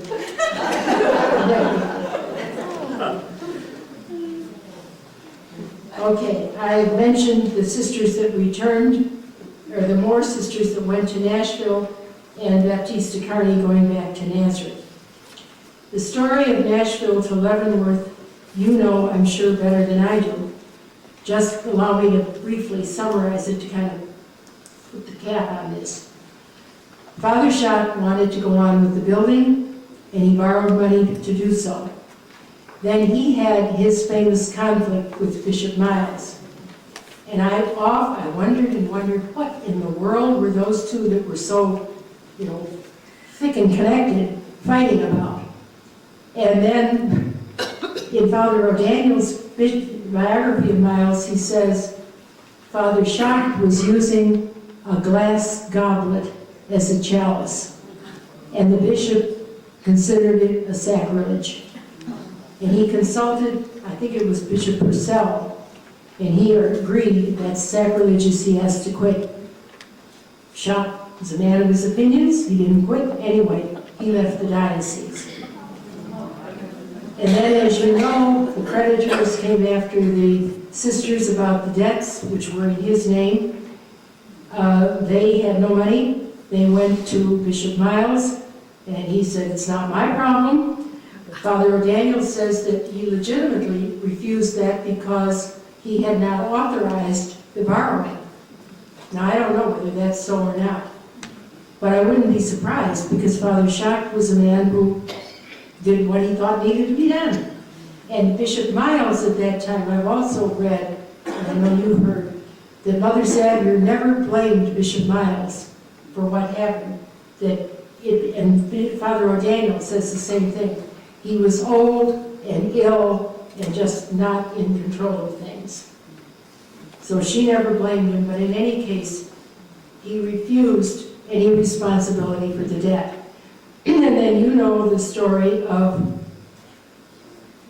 her trip to St. Louis, her encounter with Bishop Liege, and the command, come north.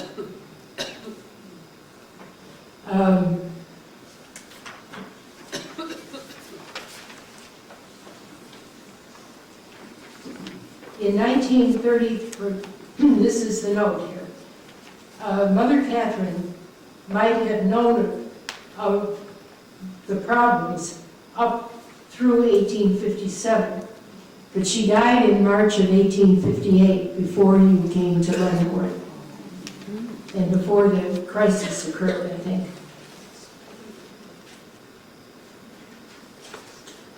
For some years, Mother Catherine was out of office before this trouble developed, and she died before the resettlement in Leavenworth at the end of 1858. For some years, the two communities had little or no contact, and I didn't know about that 1915 episode with Father Kinsella and Mother Eutropia, who was a gracious lady by all I've ever heard of her. But in 1933, for the Diamond Jubilee of the Sisters of Charity of Leavenworth, Sister Mary Dolores Macklin wrote a tribute. Nazareth, your mother rejoices. There's a lot of lines in there. There was work for the Master, awaiting hearts and hands in the land of the West. God's providence guided your footsteps as you heeded his loving behest.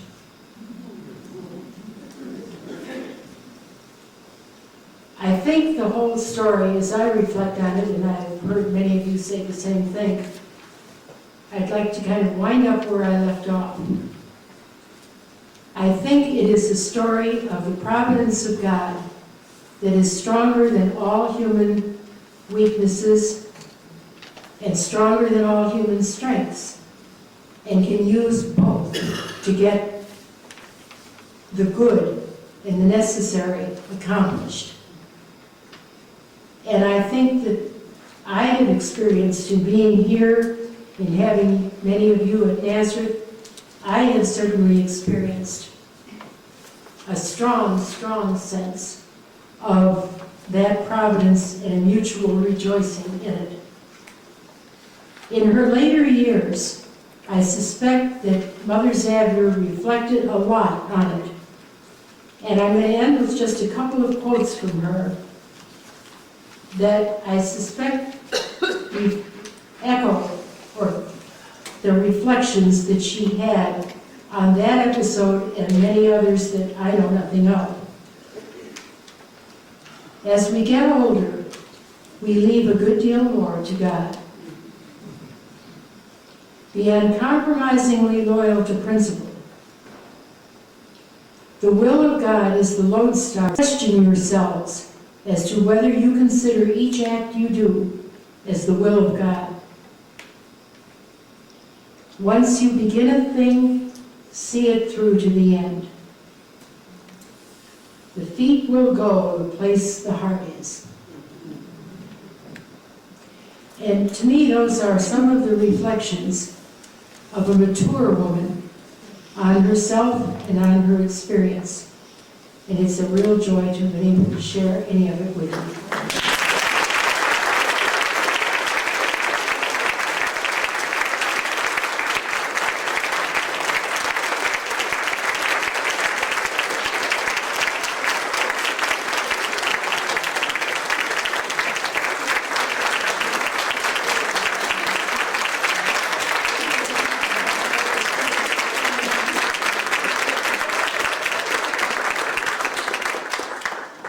Yesterday morning when I brought Sister back from the airport, the first place we stopped when we went on campus was we went to Mother Xavier's grave.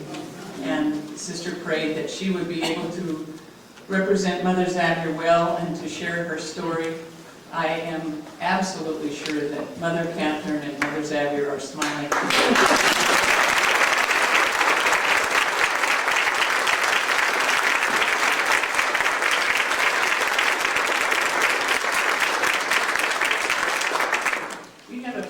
Left. If you have questions, Sister will be happy to answer. If you have anything you want clarified, we'd be happy to entertain questions. Francis, This seems like a you might have to stand up. okay. This seems like a really pitiful question. After that wonderful No questions, good. Was the answer would was be- was the thing about the chalice? Is that literal? That so it was a wine glass as opposed to a And, you know, let's look at the latest things from home.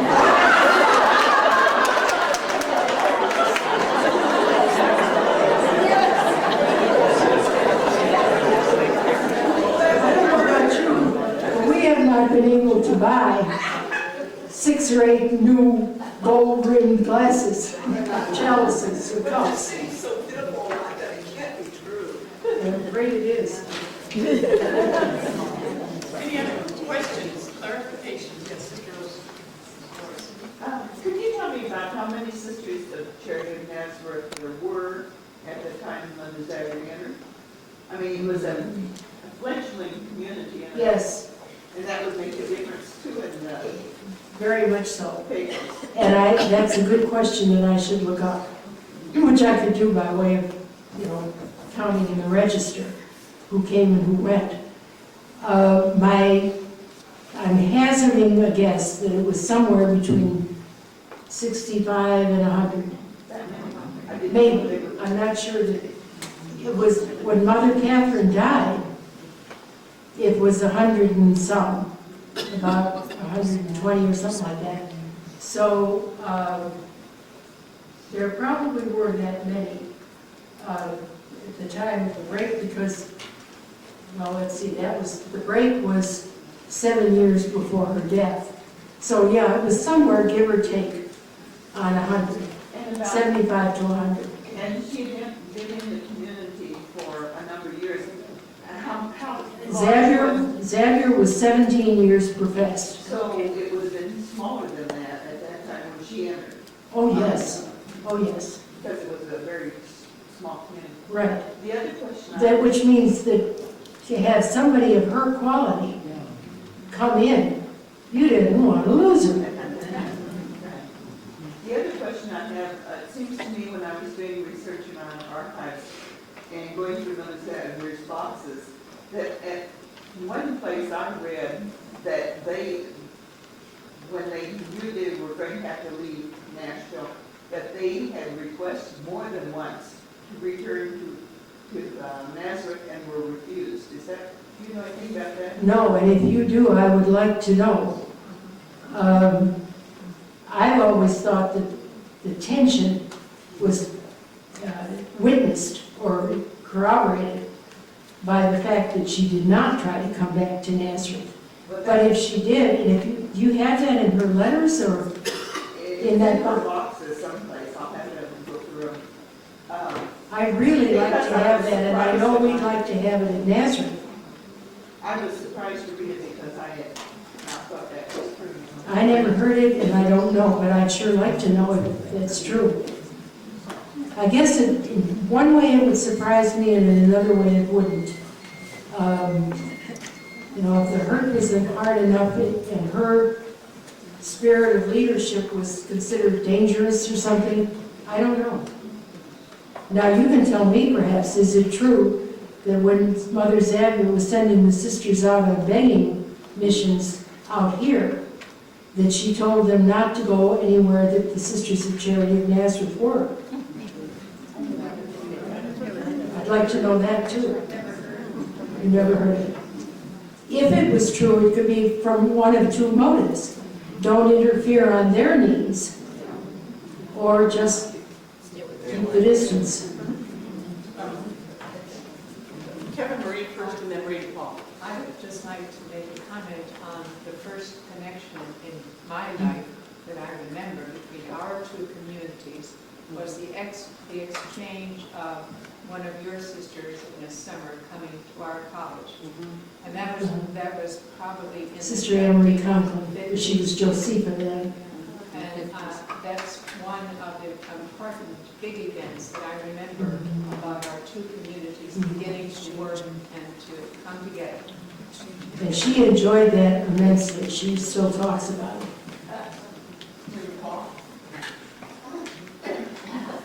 This is not a question, but it's a comment about your reliance on Providence and the will of Providence. When we were in Nazareth in June, this June, for the Federation meeting, at one point, some of us were in the bookstore, which was being closed, and 3 of your sisters from India were there, and we were all mingling around. So when we met, as soon as I said we were from Leavenworth, they grabbed us and hugged us. And that was very, very, very touching, and a revelation of how the Nazareth have carried their goodwill toward us to the east. Well, thank you. We have, and the Indian sisters are very, they're very interested in Mother Catherine. In fact, I solicit your prayers. I do a retreat on the experiences and spirituality of Mother Catherine, which would essentially be taking the first quarter of this presentation and stretching it out to 8 days, or 5 days, 6. And I've been asked to do it in India, so I'm going to do it 3 times in October. And especially given the fact that 2 of my sisters are pretty frail, one of them very frail, at Nazareth home in Louisville, I just solicit your prayers that this whole thing goes well. I just had one comment. When I was in the novitiate, we came in and introduced to be our community room. Right inside the door was a metal thing. All I ever saw was Nazareth, your mother rejoices that your rose and still Jubilee. And I had a little one. I never saw farther than that. But we had it right inside the door at our chapter. Anybody remember that? It was on a, like you said, but it was on a gold plate scroll, and it was right inside our door. It's lovely. And all I ever saw was the mother, and I had a room, but I just wanted to. Thank you for telling me that. That's lovely, Mom. Pass that on. Sister, I was clear about Mother Xavier's relationship with Bishop Miles, but did I miss, what about Father Schott? Did she just go with him because, what was her relationship like with him? I wish I knew. I wish I knew more. I think she liked him and got along with him. And I think it's probably parallel to her relationship with Mother Catherine in Louisville in the earlier days. 2 strong-willed people on the same track, driving the mission forward. And in this case, well, there was not really a clash until he left the diocese. That's all I can speculate about it. There's no evidence that they had a personal conflict in Nashville until he had it with the bishop. Sister Mary Lenore? I guess I have a couple of questions, and this is just trying to figure out why singing in the choir was such a big deal. I'm wondering if there was a connection with that, with the European system of choir sisters and lay sisters, and to have people singing in the choir meant that you were educated, you were not just scrubbing the floors. I don't know. I don't either. It might make some sense, but I've never heard that. And we never had that kind of distinction within the community. And to the best, well, I don't know, did the Dominicans have it or not? Bishop Miles might have had something like that in his mind for all I know, but I couldn't tell you. I think, our thing was and is humility, simplicity, and charity. And the humility and the simplicity somehow didn't, although it was very much in our tradition to do liturgical music, because Bishop David was a very accomplished musician, and we still sing one of his hymns. But even that we sang in our own church. We did not form a parish choir. I'm guessing that the reason was simply, you just got enough to do, but I'm not sure. I have one other question, and I don't think you can probably answer it because we don't have the answer either. Sister Joanna Bruner was raised by the elders, but which elders? The elder family. She came from that cluster of people, and I wonder if she had any contact with Mother Catherine earlier, We don't know. That's a very good question, which I can't answer, but we'll be interested in looking up. I don't know how much we have about her. We undoubtedly have her permanent record card. But I don't know, we're in the Heritage Room. There's something there that says what part of Kentucky she came from. I think it was northern Kentucky. Yeah, I think it was. But what relationship to other elders, I don't know. The elders, that's a common name in Kentucky, as is Spaulding. Which is part of the reason we had such a fuss trying to figure out who Brother Catherine's parents were. And Brother Tom Spaulding answered it for me. She wouldn't have a childhood in this book if it weren't for Brother Tom Spaulding, who is a historian, he dropped dead on me. At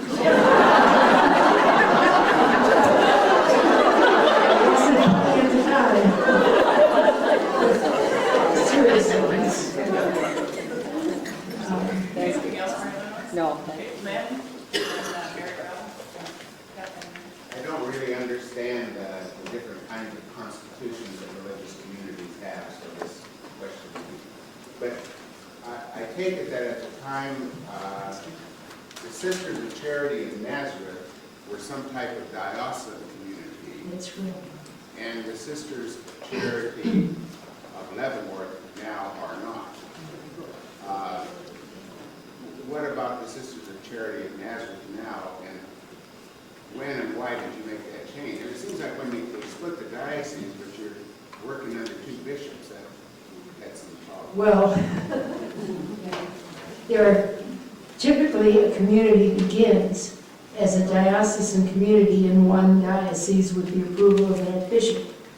And then you go through, when you're big enough and you're spread out enough, you go through the process of becoming a papal congregation, which means that your direct responsibility is to the Sacred Congregation for Religious in Rome. I'm not a canon, it's two periods, am I correct?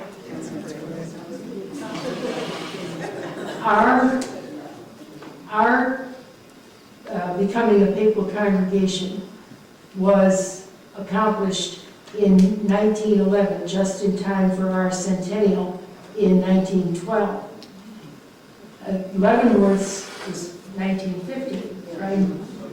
Now, Nashville, of course, didn't last enough for that even to become an issue. As long as you were a diocesan community, you had this ecclesiastical superior appointed by the bishop to be his representative and share his authority over you. And one of the reasons for becoming a papal congregation was simply to spread out that control. In Louisville, we had a bishop, this was well after the time we're talking about, but it would be kindly, I suppose, to say that he was an authoritarian, autocratic somebody. He's buried in our cemetery.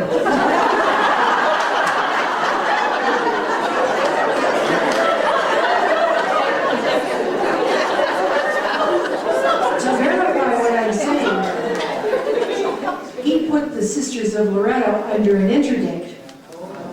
They couldn't go to communion for a while. And it was some trivial thing out of Loretto. And he was probably going to do the same with us. But that didn't occur, thank goodness. But it was things like that that make you say, we've got too many bishops with too many conflicting opinions. Let's be responsible. Cooperate with them, collaborate with them, always.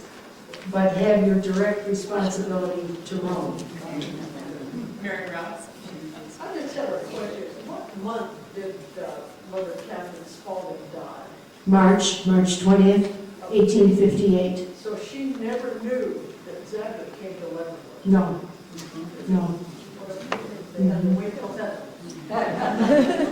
Yes, but I think, I like to envision Xavier's arrival and Catherine waiting for her. You know, there's a lot of things that occur to us in life where we'll meet somebody who's going to say, I understand now. And the other one saying, and I understand too. Kathleen Byrne, and then Helen.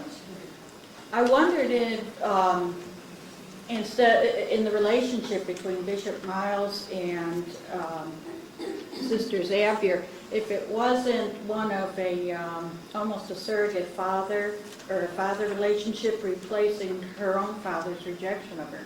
I suspect that is a very good insight. I'm sorry, I didn't think to put it in the book. No, I think you're probably very, very right there. You know, when she said how much she loves him and so forth, and she would be afraid of not loving God if he were any better. You notice that she doesn't make the comparison with Catherine. It's to God the Father. So you're probably, you're probably right on target there. Because I think the pain for her in this was the sense of being disapproved and rejected, and that we know that from what we know now, I don't see how we could not assume that it played right into her vulnerability, as it also played into Catherine's. We will be up by 12. I'll give Helen Ford the last question, and then we have just a couple minutes. Well, back in 1976, Sister Mary Seraphine and I traveled to Nashville and to Tennessee, Nashville, Tennessee. Anyway, we stayed with the Dominican sisters, and they said that they read our community history in their refectory because of the similarities.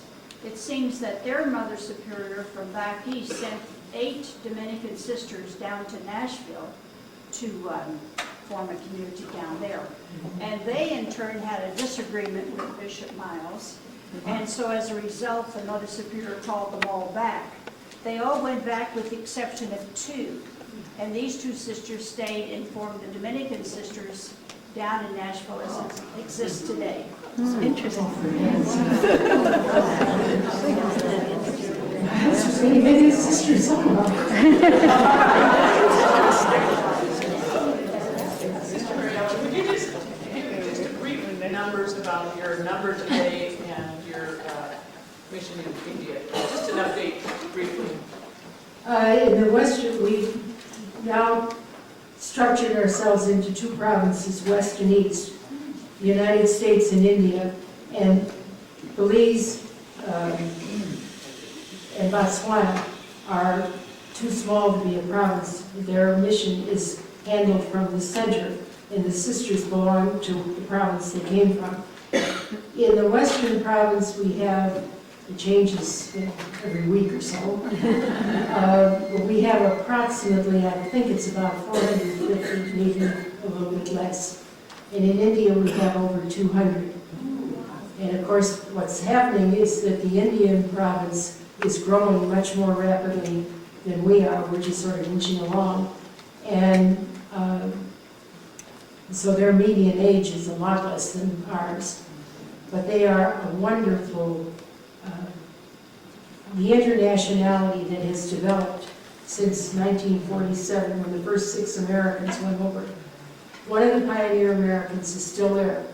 She was barely beyond perpetuals when she was sent to India in 47.